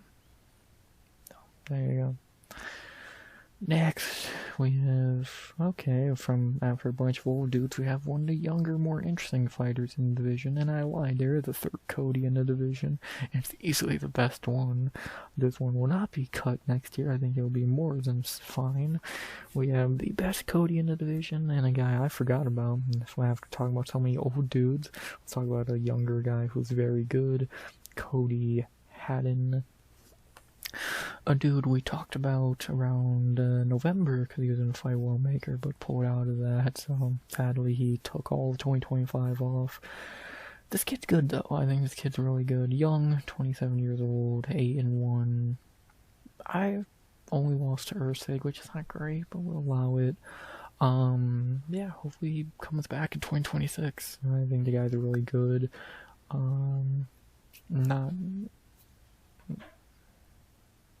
Not saying he's gonna be a top 15 guy, because I doubt it, but from what I've seen so far in 2 fights, he looked decent. 2 out of a year and a half ago, and actually, funny enough, in hindsight, he would have beat Wellmaker, so take that as you will. Yeah, not very much to say about a guy who hasn't fought in a year and a half. Hopefully he comes back in 2026. Dude looks pretty decent as a prospect. Again, probably would have beat Wellmaker. See what happens. Let's see what happens. And we need one good Cody at Bantamweight because Garbrandt, Flash, and Gibson sucks. Let's see if Haddon can be that. He just needs to actually fight. Hopefully he does in 2026. At least he had a fight book this year. Just didn't show up to it. Hopefully he actually shows up in 2026. He's probably kicking himself because he would have beat fucking Wallmaker, so what does that tell you? I don't know what else to say. Hopefully we see Haddon in 2026. That's simple. Can't say much about guys that fought one time in a year and a half. Next, we got one of the more mid guys in the division. A guy who's not one of the top 25, 30 guys, but a guy who's not terrible by any means. We get, where is he? A very decent fighter. A guy who has another up and down fighter throughout his UFC career so far. Yeah, Victor Henry. Henry's kind of mid. I don't think he's, again, like, I don't think he's top 25 or anything, but I don't think he's, like, bottom of the barrel. He's probably top 35. He's fine. Beat Barcelos in his debut, which was cool. Besides that, not done anything too interesting since. Cool Ronnie Yaya win. Got his dick kicked in by Javid. Lost to Jourdain. I forgot he even fought in 2025. Henry's fine. He's 38, gonna be 39. Yeah, he's fine. I don't think he'll be on the roster too much longer. A few more fights. By the time he's 40, 41, I think he'll probably be cut or retired. He's fine, nothing special. He lose to a lot of guys we talked about. He'd beat a lot of the guys we talked about. He's there. He's just a guy who's there. He's not the most fun fighter. He's not a terrible fighter. He's not boring.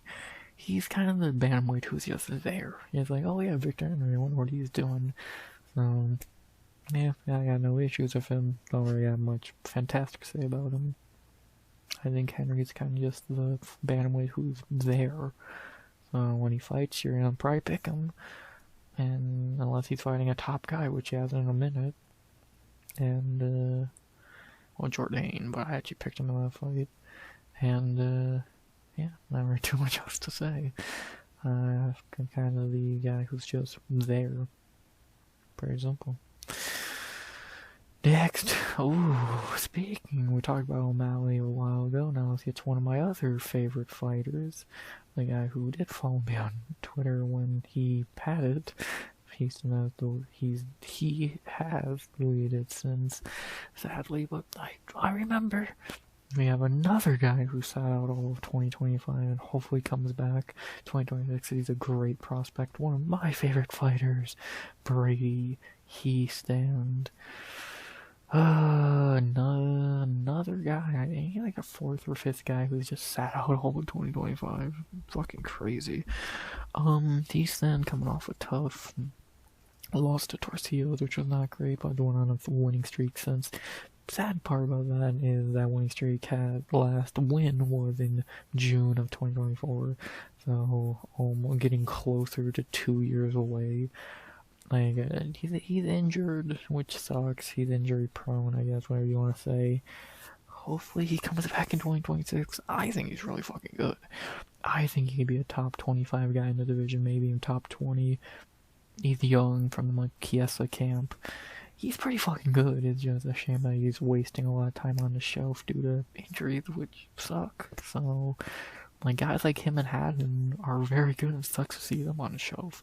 Guys like Chad and Hellinger, AJ Cunningham, fucking whoever else we've talked about being inactive. Cool, no, they're not anything special. But young guys like Heaston and Haddon who are very good and, like, promising being inactive and all that kind of suck. So, hopefully Heaston, and I think Heaston's better than that, and hopefully Heaston get a fight in 2026. Just one. Like, I don't even need to fight multiple times. Just come back sometime next year. They're going to Washington, I think, March. That'd be perfect for me, but I doubt he's on that card. I just want to see this dude fight. He's really good. One of my favorite fighters. I think he'd be top 25. I want to see him fight. So another guy who all I can really say is last time we saw him, he looked great, but when last time we saw him, it was 2024. So what can I say? Like I have said for a lot of guys so far, which is weird for Bantamweight and there. I don't think I said this for Flyweight really at all. Hopefully we see Houston back in 2026. What else can I really say? So there you go. I hate that I have to keep saying that, but it's a weird running theme with bantamweights that they've taken fucking 2025 off. So hopefully Houston's back. One of my favorite fighters. Hopefully we see him in 2026. That's all I can really say. Next, moving down, third move down. Oh god, we got a lot more to go. Get comfy. Next, we have a veteran who I might not say a lot about because I think he's probably gonna get cut. We have a guy who just lost not that long ago. We talked about him, and I picked him. Great pick. We have another veteran who I never thought could really reach his ceiling. We have Miles Johns. Another decent fighter, another guy like Castaneda and a few others who never really reached our ceiling of being a decent fighter. So, yeah, I thought he was really, really good. Like, I think he had a lot of hype after this fight, but then lost one, went on a nice winning streak, and then lost 3 in a row. I think he's probably gonna get cut. I'm amazed he hasn't yet. If they give him one more chance, cool. I'm not against it. But I'm also fine if he gets cut again. He's lost 3 in a row, and has not looked that great in any of them. Some people think he won this fight, which is fucking stupid, but whatever.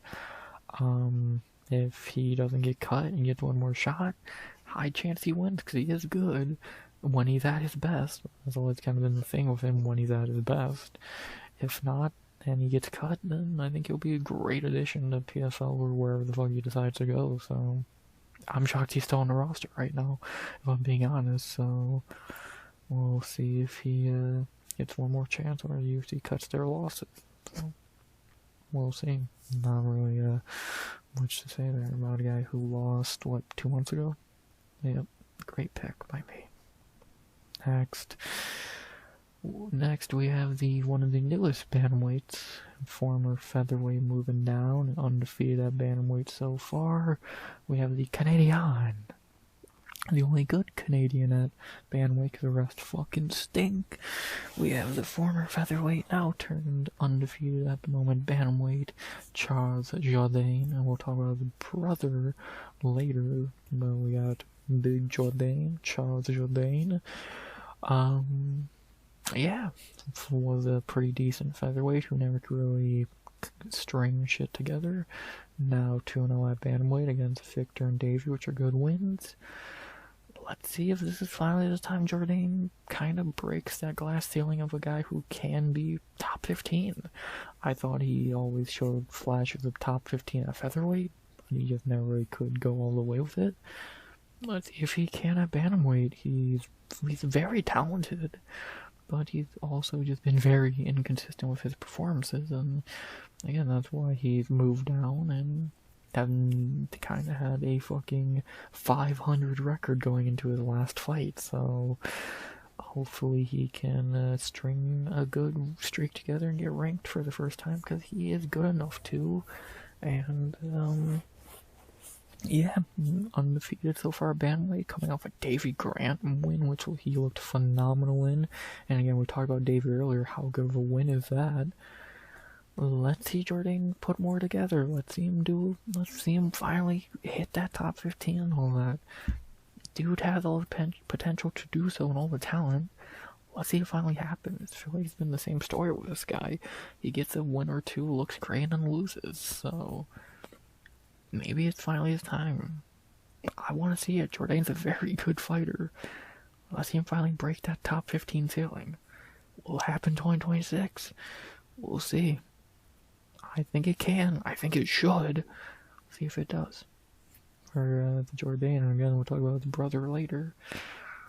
Maybe 2026 is a great year for the Jourdains. Let's find out. They're much better than the Basharats, and mainly because Javid holds down forward. And look at Topology, even having Charles in the top 15.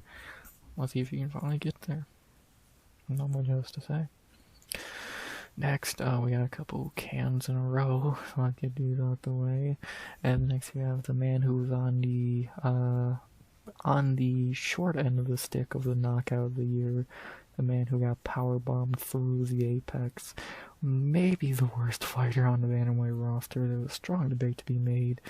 He's better than Cunningham, but not by much. We have the man who got KO'd in the KO of the year. Toshomi Kazama.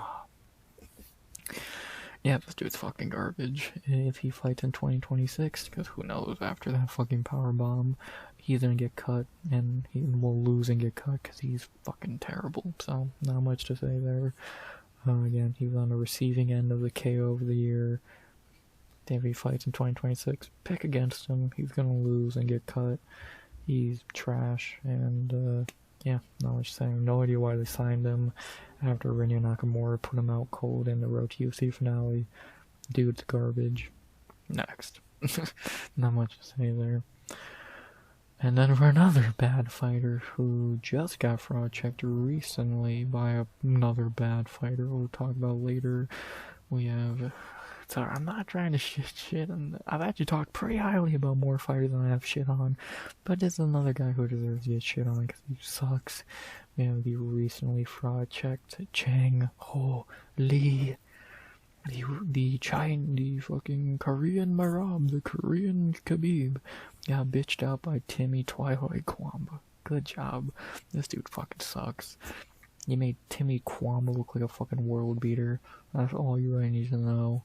He sucks, got fraud checked. Most people think he lost to Long Zhao, so what does that tell you? Just how shit Cortavius Romeo is, Jesus. Yeah, this dude sucks. You got bitched out by Timmy Kwamba. That's all that needs to be said. Next. Oh god, another bad fighter. You know that he's better than the last two, but another guy who got fraud checked in 2025. We have another guy we talked about earlier. Too bad it was for all the wrong reasons.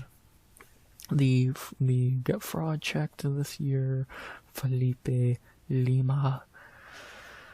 God, I really thought this guy was gonna be something. I really thought this guy was gonna go far, and then you get bitched out by Peyton Talbot.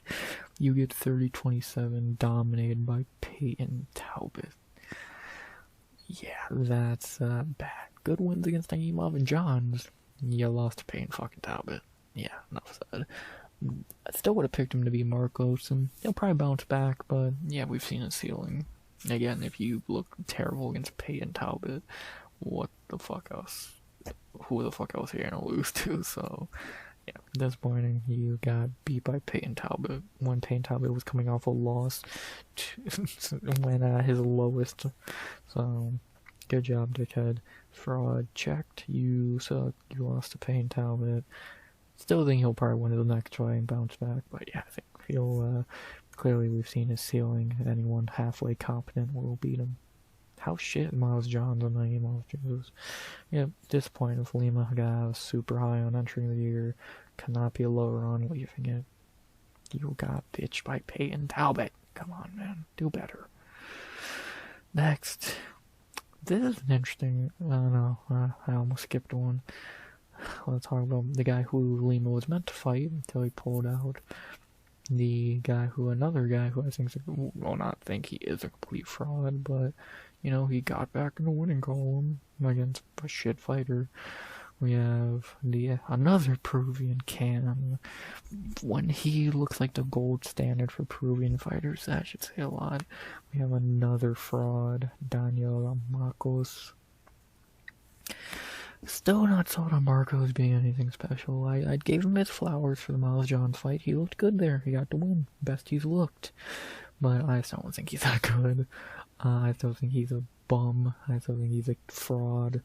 And I think he's gonna lose. Again, I would have picked Lima to beat him for sure. And in hindsight, Marcos probably would have won that fight, which kind of says how terrible Lima is. But whatever. Yeah, I don't think much of Marcos. I think he sucks and will take no sooner than later. I don't think he's ever going to sniff the top 15 because he's not that good. And I think a lot of guys we've talked about so far are much better. I think Heath and Haddon are better. So, yeah, I think Marcos sucks. And, yeah, I so loved seeing his L get taken. Was it this year that happened or last year? This year. Yeah, he sucks. What else am I really meant to say? Good Miles Johns performance, but how awful is Miles Johns, as we just said. And, yeah, I think very lowly of Marcos, because I just don't think he's that fucking good. I've not seen anything that going Miles Johns your most impressive performance. That sounds a lot. I love seeing him get fraud checked by shitty Montel Jackson. And, yeah, that's about the long and short of that. Just another fraud. 3 in a row. God, we're on a nice fucking streak, aren't we? Yeah, we have prospects, and then we have the frauds. And actually, Marcos is easily the best of these 3, it would seem, so I should say a lot. Bum-ass frauds, man. Next, though, we have a very intriguing fighter, a guy who most people probably forgot about because he hasn't fought since December of 24. A guy who at one point was a hyped-up prospect and now is on 2-fight skid and hasn't fought in a year and a half. We have Jonathan Martinez. Remember Jonathan Martinez? Good times. Remember when he was like a top prospect and all that? Even better times. And now he's on 2-fight skid and hasn't fought since November of 2024. Great. Yeah, I don't know where the fuck this guy's been. Like, I forgot about him at times this year, because, like, dude, where the fuck is this guy? Like, he lost to Aldo and McGee, and he looked kind of shit in both of them. And then fucking disappears all of 2025. Not a peep, not a fight booked. Where the fuck did this guy go? Like, this dude is really, or was, really talented. I thought he could have been like a top guy in this division at one point going into that Aldo fight, and then he lost. Then lost again to McGee, and now we haven't seen him in all of a whole year, and now we wait to see if he's gonna return in 2026. So let's see what happens. I would love to see a Jonathan Martinez return because I think he probably would. I still think he probably, that guy who looked like a top guy, could still in there. I think he could still probably be top 25 in this division. But we need to, like, I don't know, see him fight. So hopefully he comes back in 2026, because I feel like everyone has forgot about him, and that's not a good thing. So we'll see if we see Martinez back in 2026, and we'll see if we do see him this year, if he's the same guy. So, no idea where he's been for a year. I fucking forgot about him. Let's see if Martinez returns in 2026. Hopefully, because dude still has a lot of talent, but where the fuck is he? Pretty simple. Next, another guy with a lot of talent, and actually already has a fight booked for 2026. A guy who should still be undefeated because he beat Rob Font, the undefeated 18-0 guy we talked about earlier, because he's in a great fight to begin the year. John Matsumoto. This guy's good. This kid's very good. Undefeated. Beat Rob Font. Should be in the top 15, but got fucked over. Now fighting Farid in a fantastic fight. I'm very excited for that fight. I'm excited to see Matsumoto fight again, because the kid's really good. 26 years old. Undefeated still. This kid's good. What can I really say? I still think he should be in the top 15. I still think he could be in the top 15. Very good prospect, very good fighter. Getting a tough fight against Farid to begin the year. That would be a huge one for him if he can get it. Not really much else to say. Yeah, undefeated. Got fucked over against Font. I don't care. He's undefeated. And he's very good. We'll see if he can move to 5-0. We'll see if he can get to 19-0 in 2026. And that Farid win would be insane. See if he can get it. I'm not gonna say about Rob Font's daddy. And one of the few guys who didn't get fraud checks this year, still undefeated. And Lacour right next to each other. That's gonna be a great fight. I cannot fucking wait for What a fight. Next, okay, this is an interesting one. Another guy that UFC kind of fucked over, putting him in an unwinnable fight, but I think another guy I think will bounce back 2026 after an L. We have the other MMA Lab Bantamweight, the close out the Big Four. We have Marcus Muggy, formerly in the top 15, now out of the top 15 after that Jan loss, which again I think he'll bounce back from, because what the fuck was he meant to do? Beat Piotr Jan? That's not very possible or easy. UFC really fucked him over doing that fight, and that sucks for him, but he'll bounce back. McGee is still a top 15 level guy, better than Montel, better than Font, etc. He'll bounce back. It's top 20 dude in the division easily. Top 15 actually. Better than Kyler Phillips. Probably better than Batista, being honest, but we won't have those conversations. Yeah, he'll bounce back. That Jan fight was stupid for him to get and then do. He got 30-27 to no shit. And, yeah. So that UFC fucked him there, but he'll bounce back. He'll get a win. And, he is very fucking good. Not very much to say. Excited to see him bounce back after that stupid Jan fight. Next. These next two and actually these next couple we're gonna run through quickly because I have no respect for them, or they suck, or both. As next we have the former featherweight, now the 1-0 bantamweight, the piece of shit himself, who should not even be on the roster, Bryce Mitchell. The fighter, not very good, basic wrestler. Think he's gonna run into the same issues at bantamweight as he did at featherweight. That if you can't just take someone down every fucking attempt and hold him down, you're gonna lose. Saeed Nurmagomedov knocked him down, for fuck's sake. And so, yeah, and again, his chin is clearly gone. If he fights a guy who can stop a takedown and punch, he's going to get his fucking teeth caved in. Like, I think fucking Jourdain might put his fucking knee through his skull, which would probably be a good thing. So, yeah, I think he's just still the same one-dimensional wrestler that could only go so far at featherweight, now in a better division. I don't think it's gonna go too good for him. And then the person's a piece of shit who should have been cut. So, you know, what can I say? I still wonder how hard Josh Emmett hit him to make him this fucking stupid. So, take that as you will. At the end of the day, fuck Bryce Mitchell. Shouldn't even be on the roster. Next. And then we have another guy who shouldn't be on the roster because he is one of the worst signings of all time, one of the worst hype jobs of all time. That this dude just can't fight. I've made fun of him plenty this year, and I will one more time for fun. The biggest fraud of the year, the worst signing they might have ever done, the worst hype job of all time, Patchy Mix. Wow. Wow. To go from all that hype to now fucking to 0-2, should be cut and gonna get cut in 26 after he loses again. The worst hype job y'all have ever tried, and I am the UFC, y'all in general. I will always remember when, a few years ago, he would beat Marab and O'Malley and Sandhagen and da-da-da. Dude, he couldn't beat goddamn Bryce Mitchell.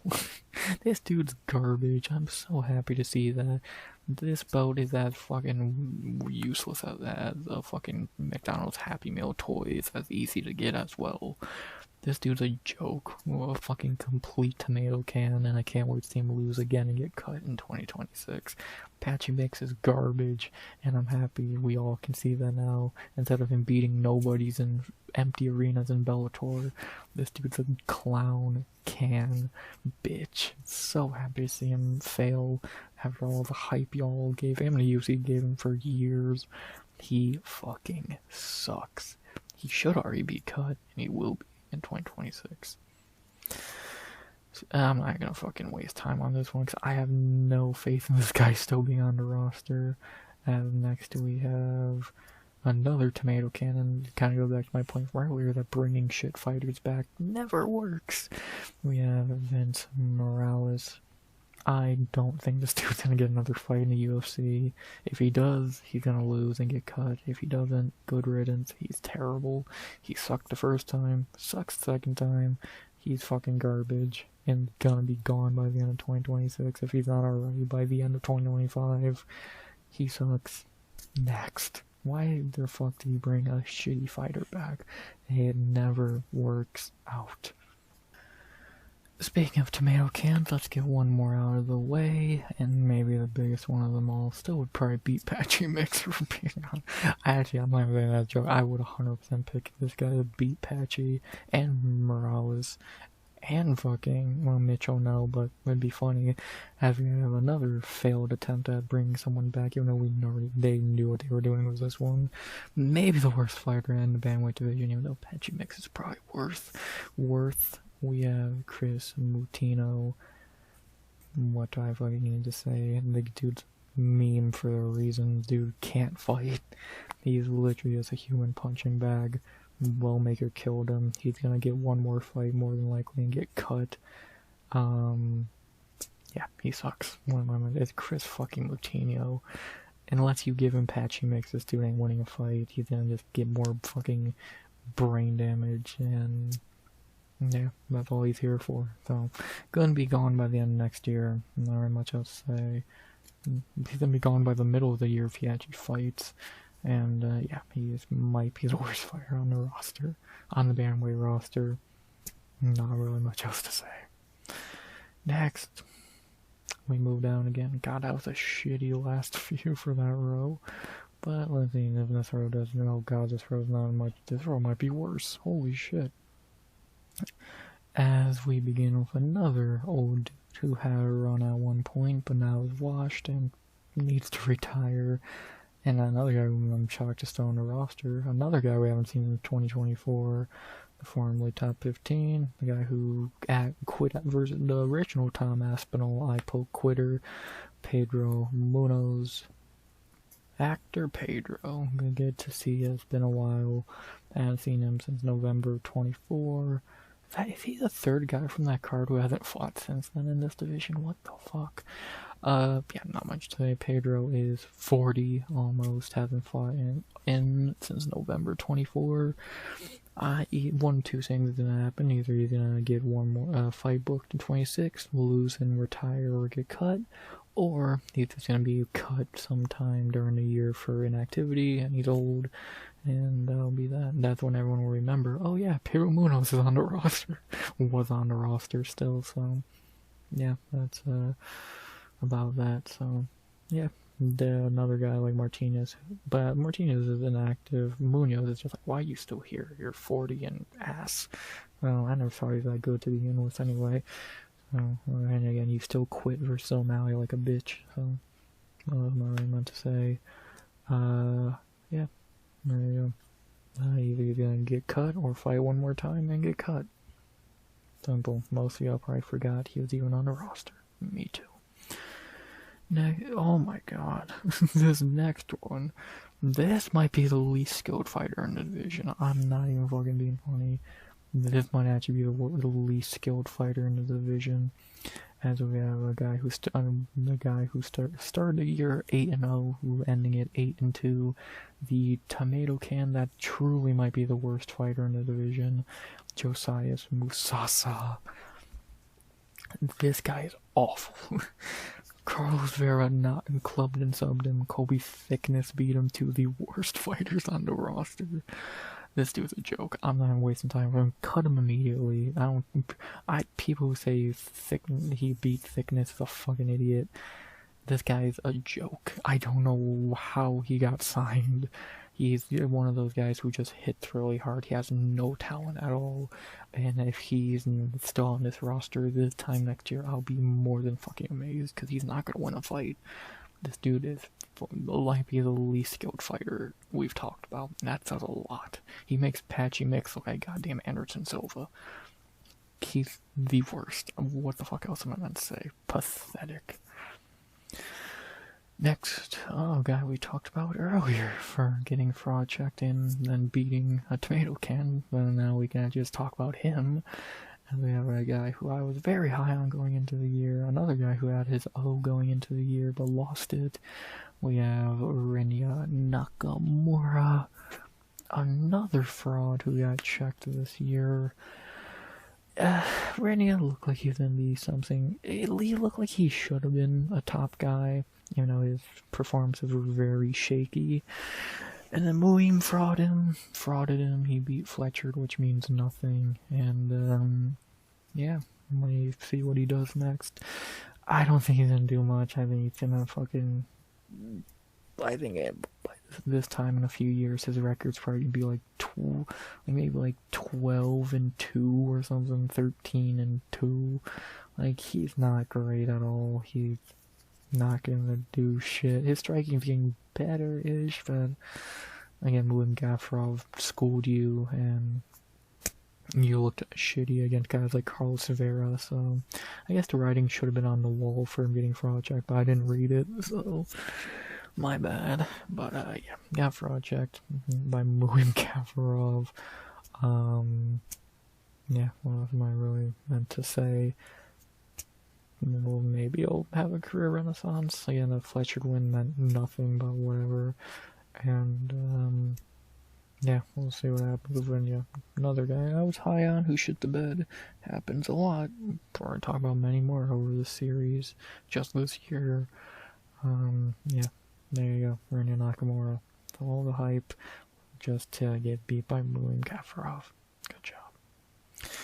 Next, speaking of Khabib's Nepo babies, we have maybe the biggest one still left on the roster because, God, this guy is not that fucking good. I truly think Tagir runs circles around this guy.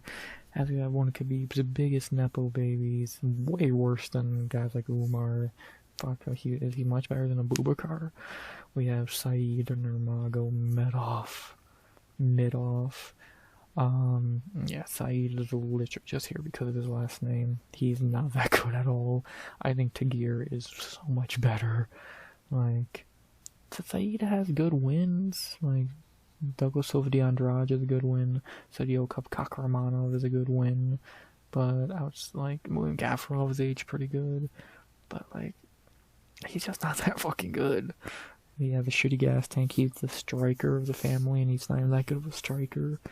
He's literally just here because of his last name, and that's about it. Again, Tagir is way fucking better, so I don't know. When I call them Khabib Nepo babies for a reason, and I don't care what you think of the other ones, you can't disagree with this one. Saeed truly is just a Khabib Nepo baby. What else am I meant to say? So, I don't think he'll get cut next year, even if he loses another fight. I think he'd have to lose 2 more fights badly to get cut, so we'll see. What am I really meant to say? We know why he's here. We can just fucking admit it. There you go. Next, well, I'm not going to talk about this guy because I'm 99% sure he's cut or going to get cut. Simon Oliveira. Yeah, if he's not cut, he's going to get cut. Not very much to say. I'm amazed he isn't cut yet. So, there you go. Not much to say there. Next, we have... Who was next? Oh, another guy we haven't seen in a long fucking time. For 21 months he has not fought. That's insane. He did have a fight booked not that long ago, but he pulled out of it. That being the beyond inactive Christian Quinones. He has not fought since February of 2024. It's going to be 2 years. He last fought very soon. That's insane. Wow.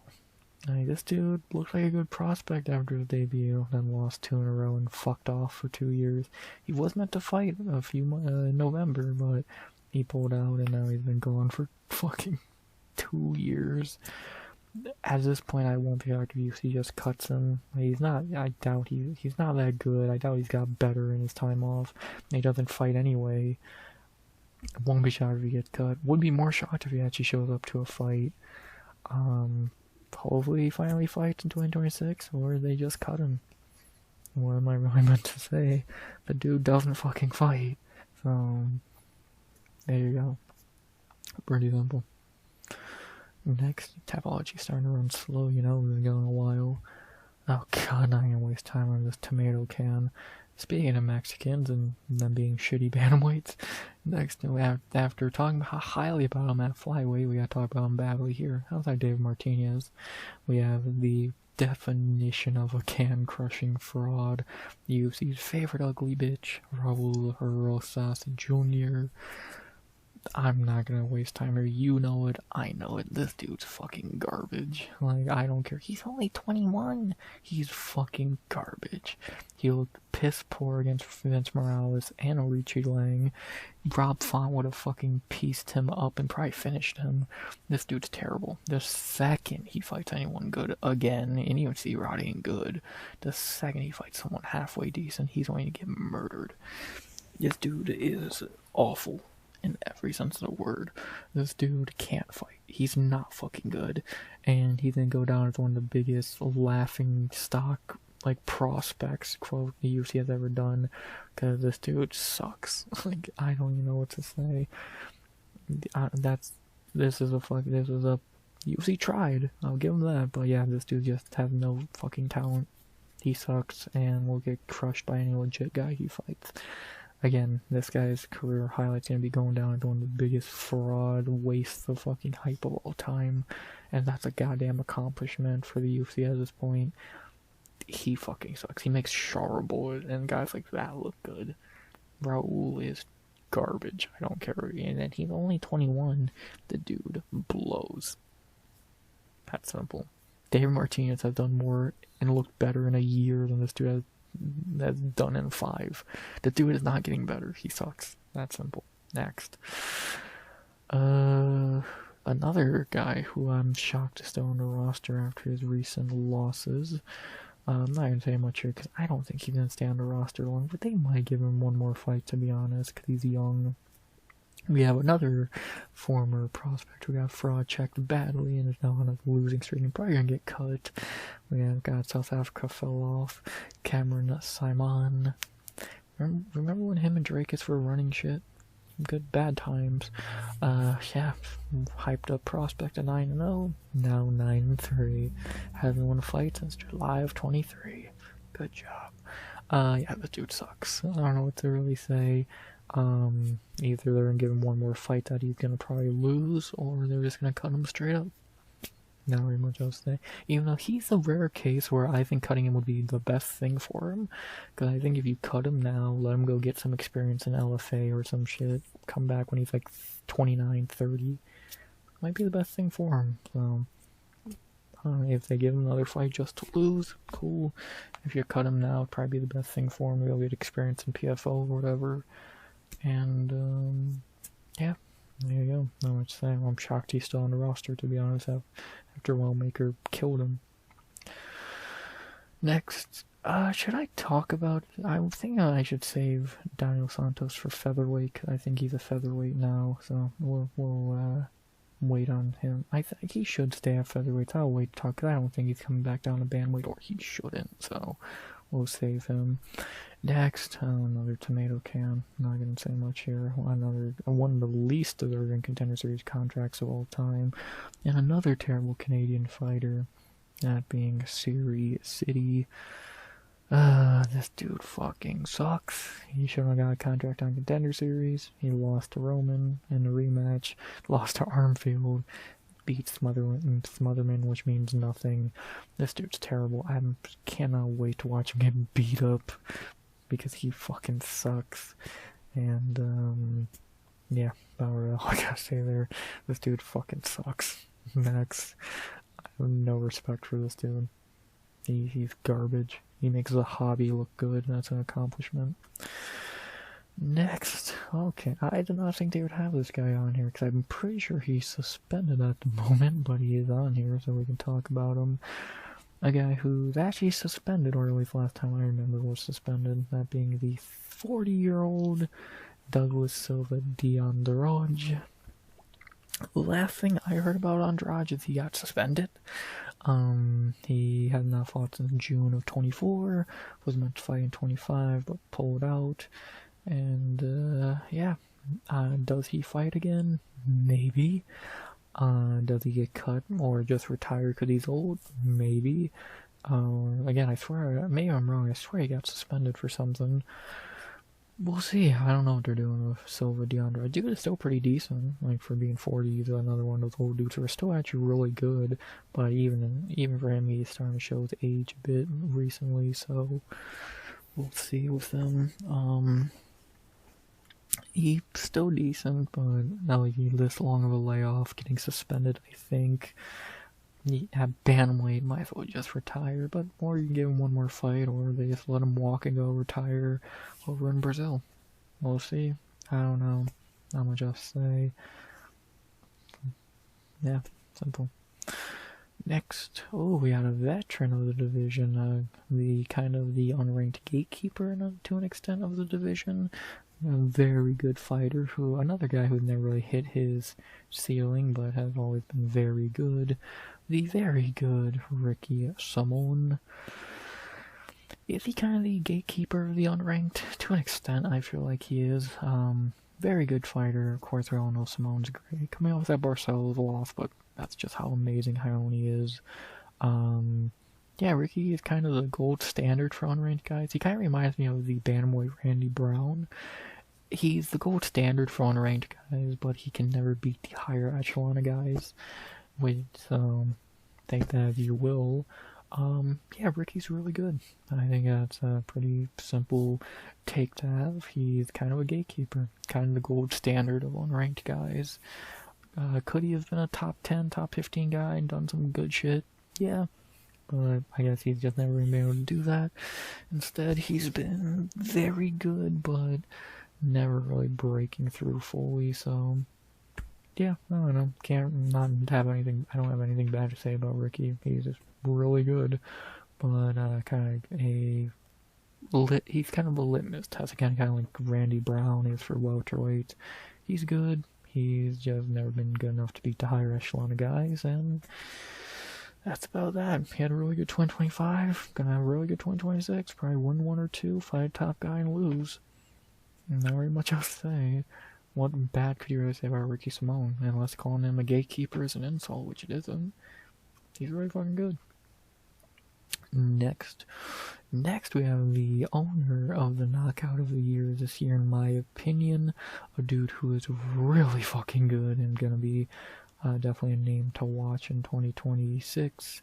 The 2-0 in the UFC, the knockout of the year winner in 2025, in my opinion, Elijah Smith. This kid's good.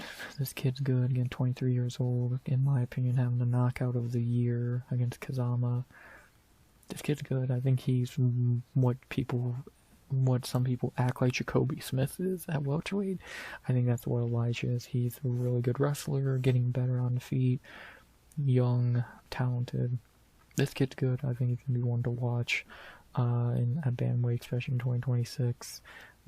I don't think he's going to get ranked, but I think he's going to be right outside the top 15 by the end of the year. Probably get 2 more wins, and then in 2027 get in the rankings. He's good. He's really fucking good. I think he could be top 15 easily, and maybe even higher. Again, he's super young and he's this good. That's interesting. KO of the year haver. Had a great rookie year. What else can I say? I think this kid's a legit prospect. Excited to see him fight again. Could be... Well, don't be shocked if he's he might be the name to watch in the division in 2026. I'm not counting Contender Series debutants. Let's see what happens. Elijah's very fucking good. And could easily be in the top 15 sooner than we think. Having the KO of the year will help that process. Next, we move down again, and apparently we're almost done. We're getting very close to the end, finally. My voice hurts. We're going over 2 hours. Let's fucking continue this. And we have a guy we're going to be seeing fighting very soon on the first card of the year, and the worst fight on that card. We have the guy who debuted on a high note, and then has fallen off since the debut, that being, where the fuck is he? There he is. The Smotherman, Cameron Smotherman. a man we're gonna see fight in January and get back on track against Ricky Torcios. Yeah, Smotherman ain't very good. Had a good debut in 2024 against Hadley, mainly because Hadley's fucking terrible. And then he's lost twice, looking awful against City and Simone. He should beat Torcios pretty easily in January, but then I think he's gonna lose again because I just don't think he's that good. Yeah, not much of that debut really put a false look on, like a false perception on him. Because again, short notice win is always impressive in a debut, but at the same time, it was against Jake fucking Hadley, who's garbage, and then again even against a tomato can like Siri City, he looked pathetic. So then Simone, he never had a chance against. He should be Torcios, but that says more about Torcios than does Smotherman, and yeah, I don't think he's that good. Doubt he gets cut in 2026. Maybe I could see it. But yeah, I don't think he's going to be. But sometime in 2027, I think there's a better chance that he's gone. So we'll see. He's not really good. But he can beat tomato cans like Hadley and Torcios. And yeah, that's really about it for this Motherman, who might be the first fight of 2026. So he should be getting the first win of it as well. After him, we actually have a really good prospect to another guy I would like to see fight again after fighting one time last year, and at the beginning of the year, and then never fighting again. That being the very good, and again kind of overlooked because he's not active, Bernardo Sopai.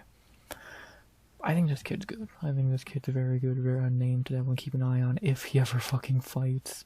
1-1, but that one loss to Vinicius Oliveira in a fight he actually did really good in, and then he easily beat Ricky Torcios back in January of 25. Gonna be a year since his last fight. Hopefully he gets back in there sooner than later, because he is really fucking good in my opinion. I think the kid could really develop into like maybe a top 30, 25 guy in the division. Hamzat training partner. He's good. Again, he's given Vinicius Oliveira maybe his hardest fight.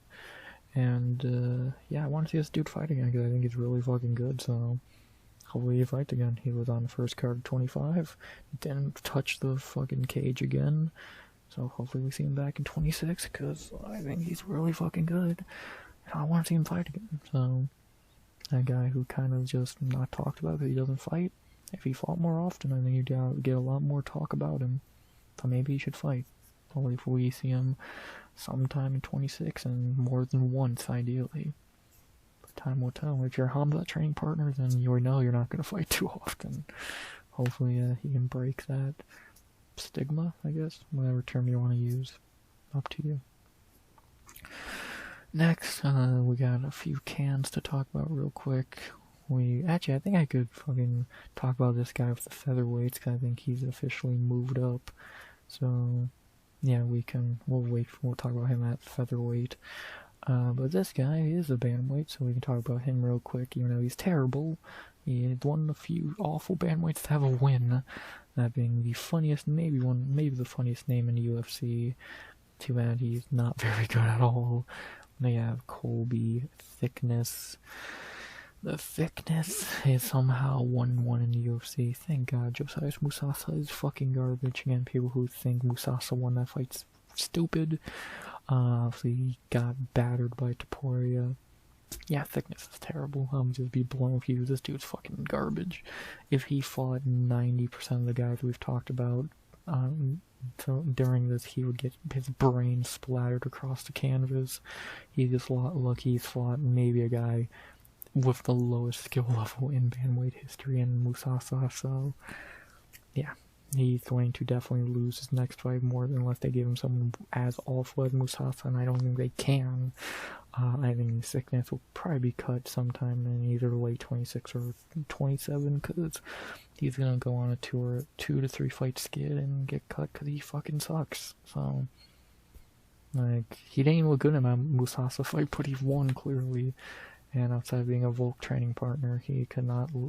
He ain't 1% as good as Volk, even now. So, yeah, Sickness is funny name. Musasa is worse than he is, and he won that fight. Say that this dude's terrible and will probably not be on the roster by middle of 27. So not much to say. Next, speak of the devil, and unlike his brother, this Topuria actually fights, it seems. We have maybe the only Topuria we're going to see fight anytime soon, that being one of the most interesting prospects at Bantamweight, and maybe one of the scariest. You have Alexandre Topuria. Well, we might not see Ilya fight anytime soon, at least we have his brother, who is very damn good in his own right. 2-0, has looked great against Thickness, and Bekzat looked even better against Bekzat than he did Thickness. This kid's good. You know, he's almost 30. He's good. He's really fucking good. Do I think he's gonna be top 15? Oh, of course he's not. He's not as good as his brother. I don't think he's top 15, but I think he'd be top 20, 25, 30 in the division. He's really fucking good. He does have a lot of things like his brother: good power, good striking, good cardio, grappling. Like, he's really fucking good. He is like a watered down Ilya, which is still a top, at worst, 30 guy in a division. So he's really good. I'm excited to see him fight again. I think if the UFC gave him the right matchups, he'd be top 15 easily if you gave him like fucking Rob Font. But we'll see. We'll have one or two more unranked wins. We'll see how far he can go. So, I don't think he's gonna do half the shit Ilya can do, but if he's top 25, even top 20 in the division, I wouldn't be shocked. He's a fucking Topuria. They don't lose, so maybe he will win the belt for all we know. Who fucking knows anymore?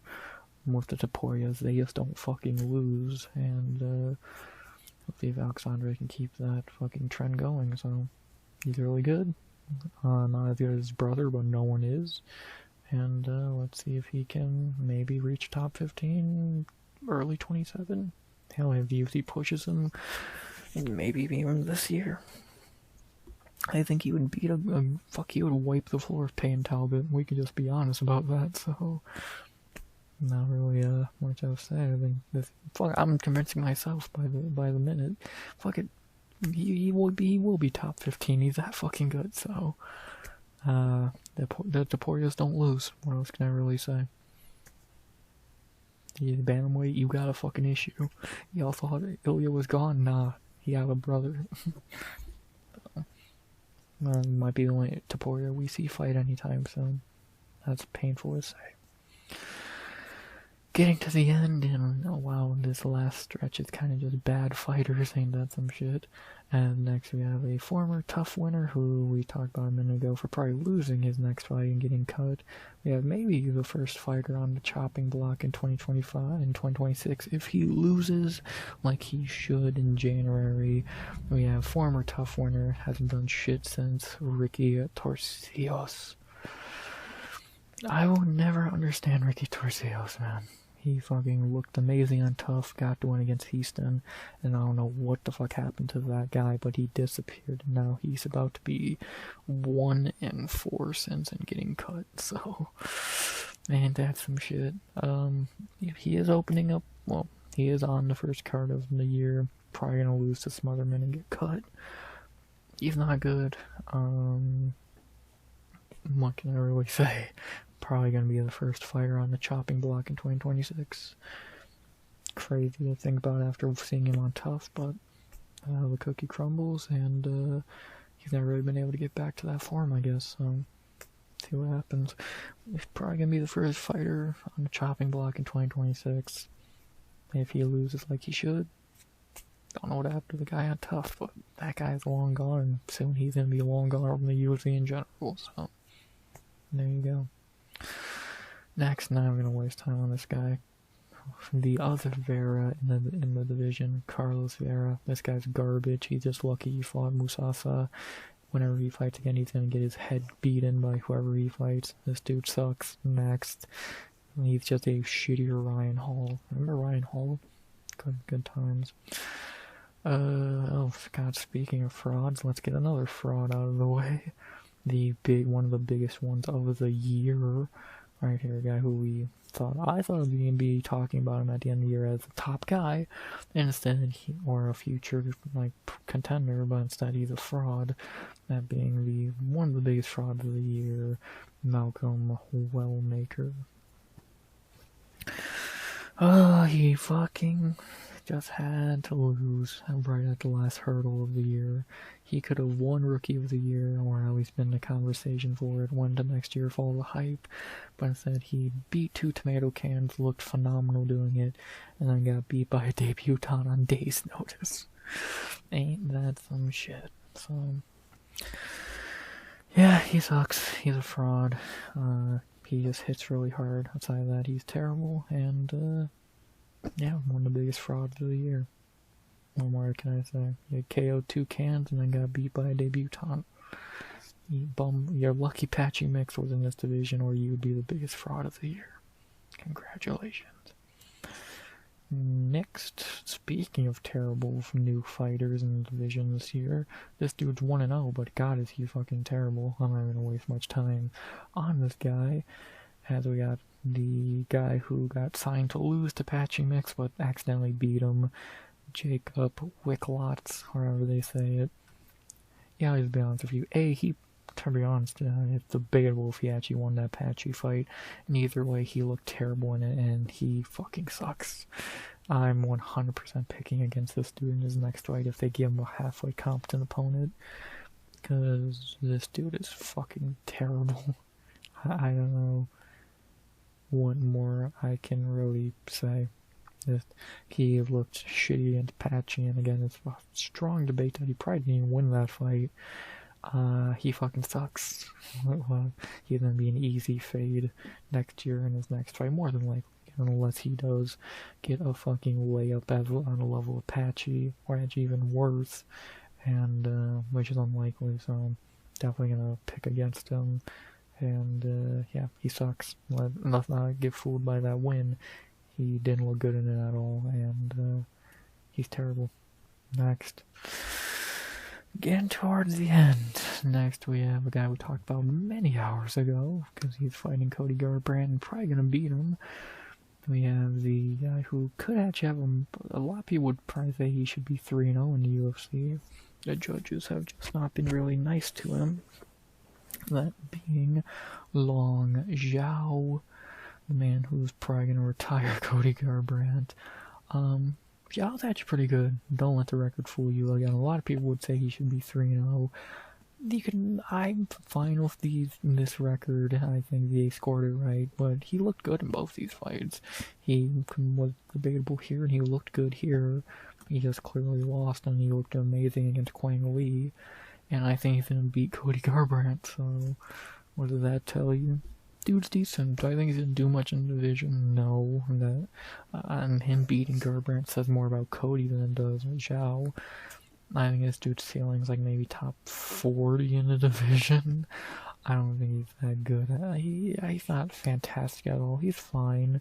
He's very average. There's no real big issues with him. He's about as good as Victor Henry, so what does that tell you? Yeah, he's fine. He shouldn't beat Cody, and then probably that'll be his career highlight, so yeah, that's about that. Unlucky with judges. Very fine fighter, nothing bad to say about him, but I don't think he's fantastic by any means. Top 35 on a good week in the division, and still gonna probably pick him to beat Cody, which is fucking sad, but again, that says more about Cody than anything else at this point, so there you go. Next, I'm not gonna talk about Ronnie Yaya. I'll be fucking amazed if they give him another fight. Ronnie Yaya, our next one, 41 years old, hasn't fought since April of 24. I doubt they're gonna give him another fight. If they do, they're just trying to get this old dude killed.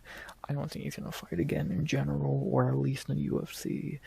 Yeah, nothing really to say there. I don't think we have to worry about seeing him in 2026, because if we do, I'll be fucking amazed that he's gonna get murdered. So, there you go. Last couple, beginning with the last the next two, a few decent ones still left. Being for a guy who's not been most liked lately with how he acted this year when he lost a fight. Apparently he said no to a few fights, so never a good thing to do. And another guy who took all of 2025 off, even though he was meant to fight, just didn't happen. We have the formerly super hyped up and now kind of forgotten Adrian Yanez. God, remember when this guy was like the top prospect or one of the top prospects? Good fucking times. Now he's 1-3 in his last 4 and hasn't fought since December of 24. And a fight that he probably should have won, to be honest. It was meant to fight Quinones. Quinones pulled out, and then from what people say, Yanez said no to a replacement. So that's not a good look. And now we wait to see him fight. 99% chance he's on that Houston card because he's fucking from Texas and all that, fighting out of Houston. So it'd be kind of stupid to not put him on that card. So probably when we're going to see him again. He's washed, I think. If they give him the right matchup, he'll win. But if they give him someone even like a Moon Gafarov would probably beat him. So yeah, the Giannis hype was fun, but he's come back down to earth and he's just not that fucking good. Yeah, just another failed hype train in the division. One of the biggest ones of the last few years. Kind of the first wall maker. A guy with a lot of power who KO'd people and then got exposed against guys who didn't just go down at the first punch. And actually I think wall maker might be a bit better than Yanez at this point. Yeah, hopefully we see him fire on that Houston card. If it's a layup, then we're gonna get a fun knockout. If not, then he's probably gonna get beat. And, yeah, that's about that. We almost got to see him fight this year, but if he wants to say no to fights, what can you really do? Next, we have a guy who is kind of a prospect, but also kind of just another decent fighter in the division. Nothing too special about him. One of the road to UFC winners who hasn't been a complete joke since winning with Jiu-Jitsu, Su Young Yu. Undefeated in the UFC so far, one road to UFC, and has won 2 fights in a row since. Dude's decent. I think he's on about the same level of Long Zhao as. He's fine. He's like Zhao and fucking Victor Henry. Top 40, top 35. Maybe he could be top 30, but I think that even is a bit of a reach. I think maybe like 32nd, 33rd best in the division. He's fine. His striking is fine. His jiu-jitsu is good. He's cool. Nothing special. I don't think he's gonna do much in the division. He could beat maybe 1 or 2 decent names, but outside of that, he would stand no chance against ranked guys or borderline ranked guys. And yeah, he's again probably one of the more. Maybe fucking at this point, you might make case he's the best road to UFC winner because he hasn't been a complete embarrassment like other ones. So yeah, he's fine. Never gonna know issues with Su Young Yu. Dude's decent. Probably rack up 2 or 3 more wins before he takes his first L, more than likely. And yeah, he's cool. Mid. About it. Next. Not gonna waste time on these next 2 because they both suck. 2 of the worst on the roster. We begin with a guy who I think is fucking garbage. Timmy Twilight Kwamba. Yeah, this dude sucks. I'm not gonna waste time with him. 1-2 in a row against shitty fighters.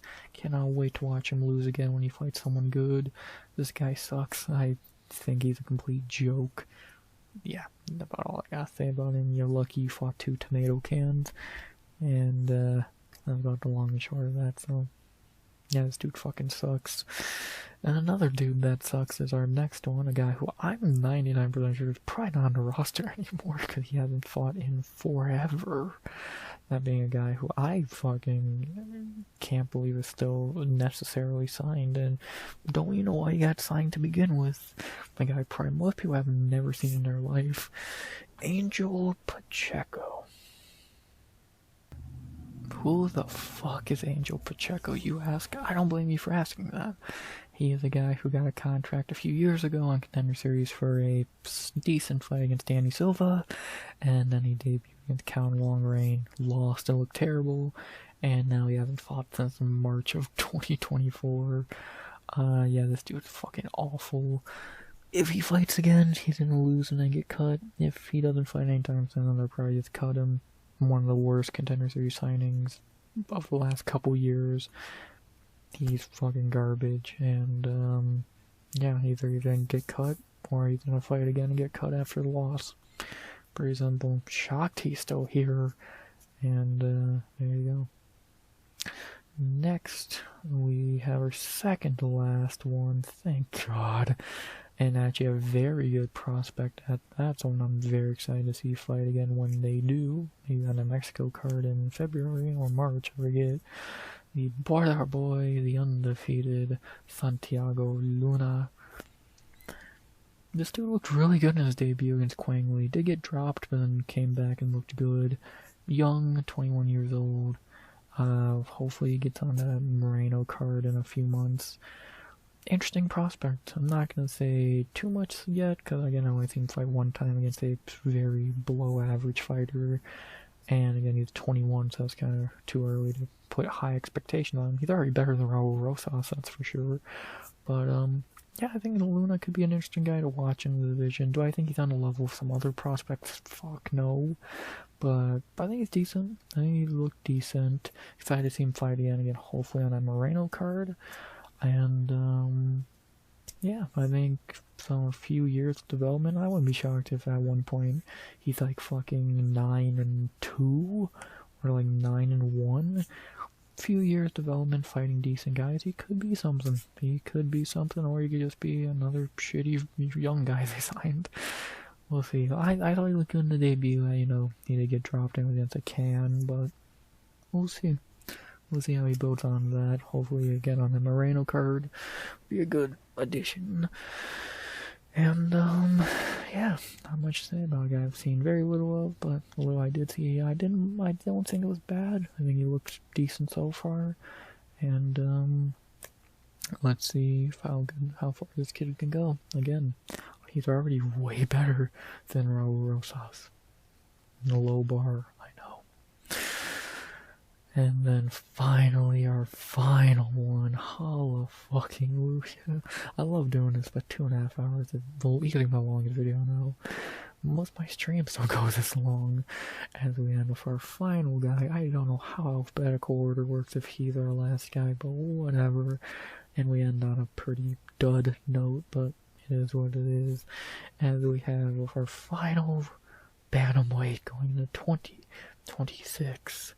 Luan Larceta. Yeah, this dude's kind of forgettable.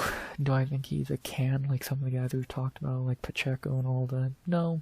Do I think he's even on the level of guys like Long Zhao, Su Young Yu? No. I think he's like right above the shittier guys and right below the mid guys. Below average. There we go. I think that's a perfect term for him. Coming off a win after a long layoff. Hopefully he stays active. He looked fine. I think he's a very, well, again, below average. Perfect term for him. Doubt he beats anyone that good. Probably would beat a lot of the shittier guys we've talked about. He's fine. Below average. Again, Su Young Yu and Long Zhao would wipe the floor with him. But he could beat fucking Angel Pacheco, Timmy Kwamba, fucking Carlos Vera, Kazama, AJ Cunningham, Chris Mutino, etc. So he's fine. Kind of a lame note to end on because it's just a below average guy. I think he's the definition of a below average guy in the division of the bantamweights right now. And yeah, hopefully he doesn't take 2 years off like he did after his last fight. So yeah, below average, nothing special. We'll probably a weak note to end on, but that's how we end it. And there you go. There is all the fucking bantamweights. Jesus fucking Christ. Let me make sure no one was skipped over. He's a featherweight now, so we'll talk about him tomorrow. He got cut. I mean, my voice is gone.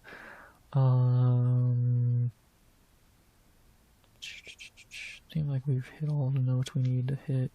He's a flyweight, obviously. He retired.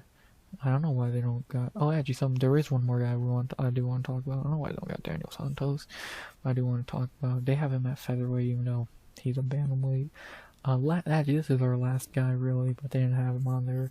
Ethan Ewing, the Wellmaker Killer.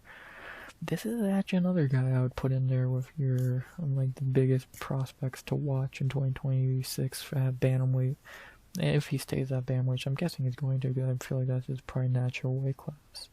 So, yeah, Ethan Ewing looked great on short notice. Excited to see him fight again on a full camp. He looked good. He looked fucking really good against Wellmaker. Fraud checking him on like 4 days notice or whatever. I'm excited to see this dude fight again. He could really be something in the division. He's still at a decent age. He looks very skilled already. Do I think he's on the level of a Tapoya or someone like that? No, but I think he's on the level of a Luna. Very interesting. One to see more. Even like a David Martinez, a guy we've not seen a lot of. I'm excited to see this dude fight again. I think he's definitely one of the more interesting prospects to watch going into 26 at this division, and let's see what he can do. Giant head, clearly it's powerful. Project Wellmaker. Let's see what this guy can do. One of the best, maybe the best debut of the year if you really think about it. And the upset of the year. Really threw a wrench into UFC's plans. Let's see what happens. Let's see let's see what happens with this kid. Great debut. Great 2025. He already made the fucking my top 15 rookies of the year off one fight. How does he do in year 2? Let's see. Let's find out how he builds on that upset of the year candidate. Was it one of those debuts on short notice where it was not really a sign of how good they really are, or is that really just how good Ewing is, or how shit Wellmaker is? One of the three. Let's find out. And now there you go. Now we talk about everyone, even though Daniel Santos is not here, he's a featherweight. And, done. So, finally.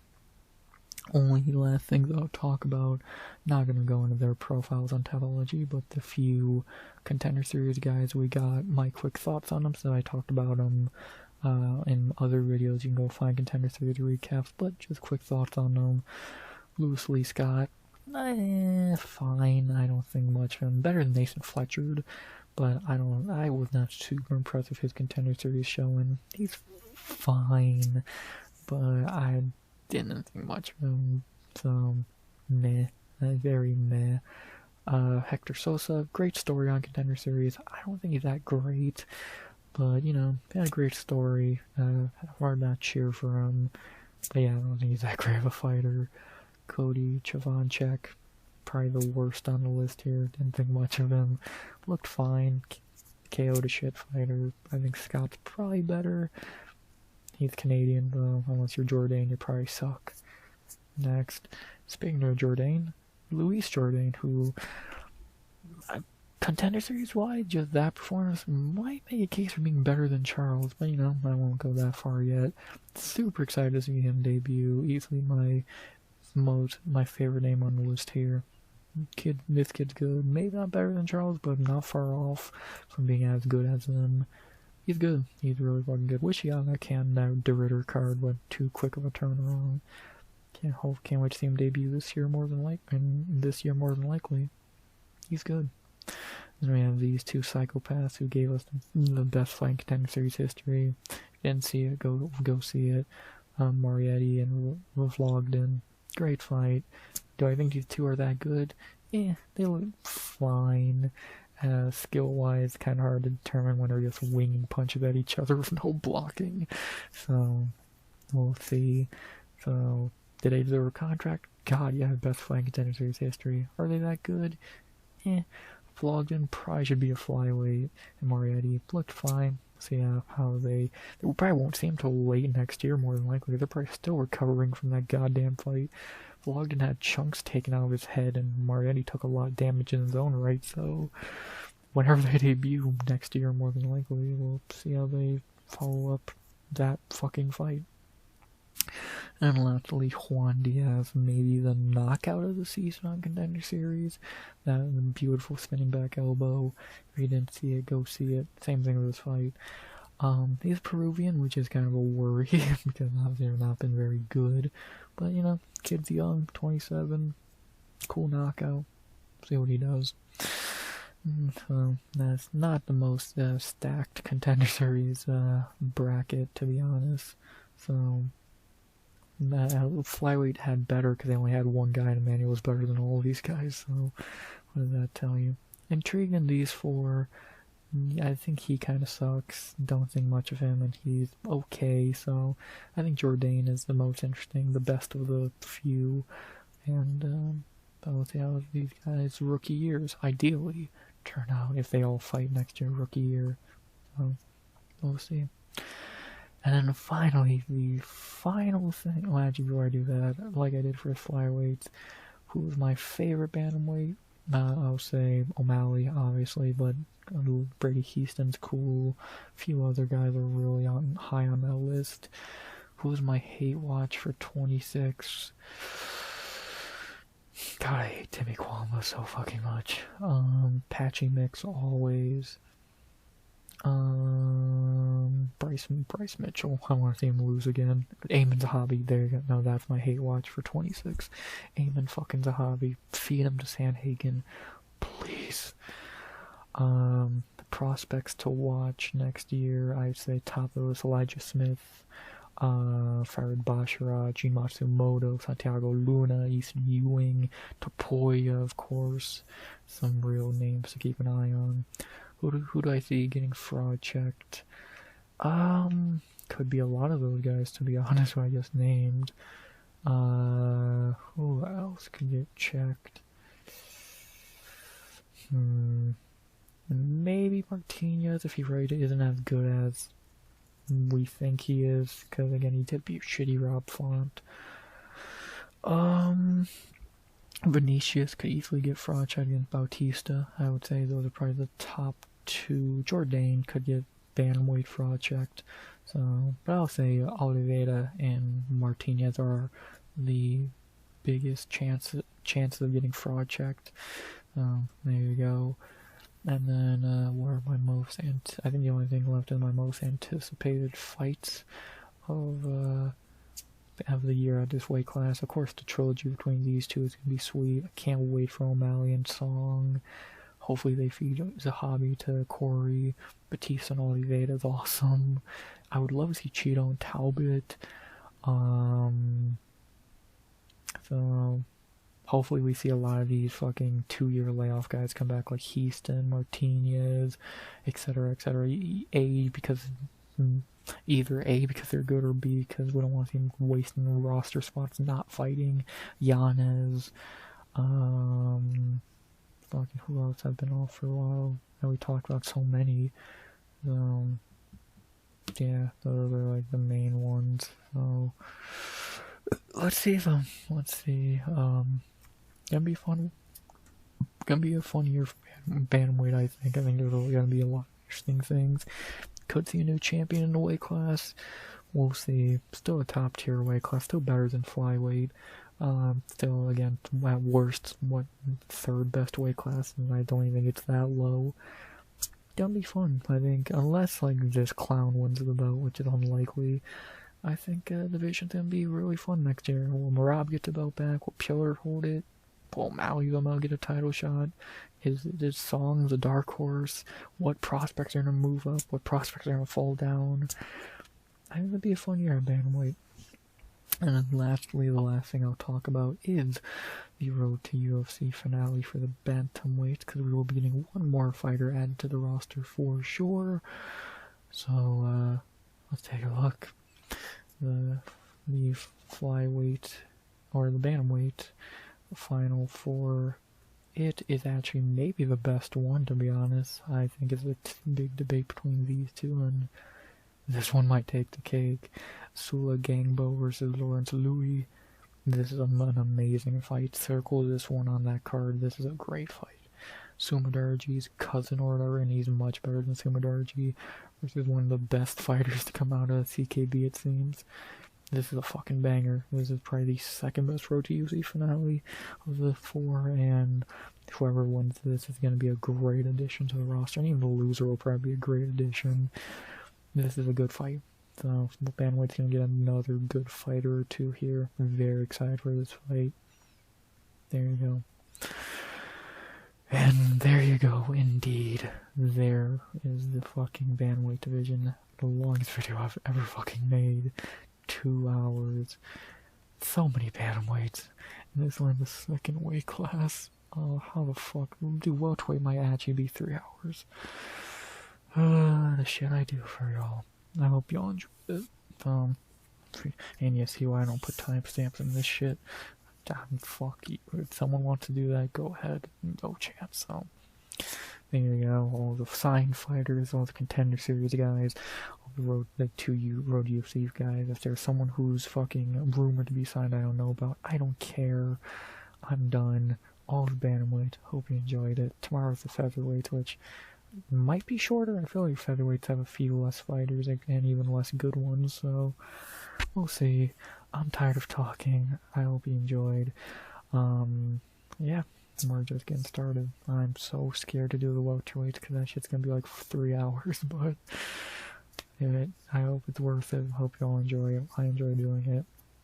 My voice doesn't, and we got no fights, so I want to look at who could be fighting this year, so there you go. I'm done talking. Hope you enjoyed the video. Please like, comment, subscribe. 2 and subs go by the end of 2026. As always, flyweights and bantamweights done. Tomorrow's featherweights, hopefully shorter. Please, I can't do too many 2.5-hour videos. Can we just get to the heavyweights already, which would be like 45 minutes? It'd be kind of nice. That being said, 2 down, many left to go. Featherweights tomorrow. As always, the shit I do for y'all. RX. Out. Good vibes. Only. And always. Jesus Christ. Longest video ever. I hope I don't break that record doing this shit. Re-break that record.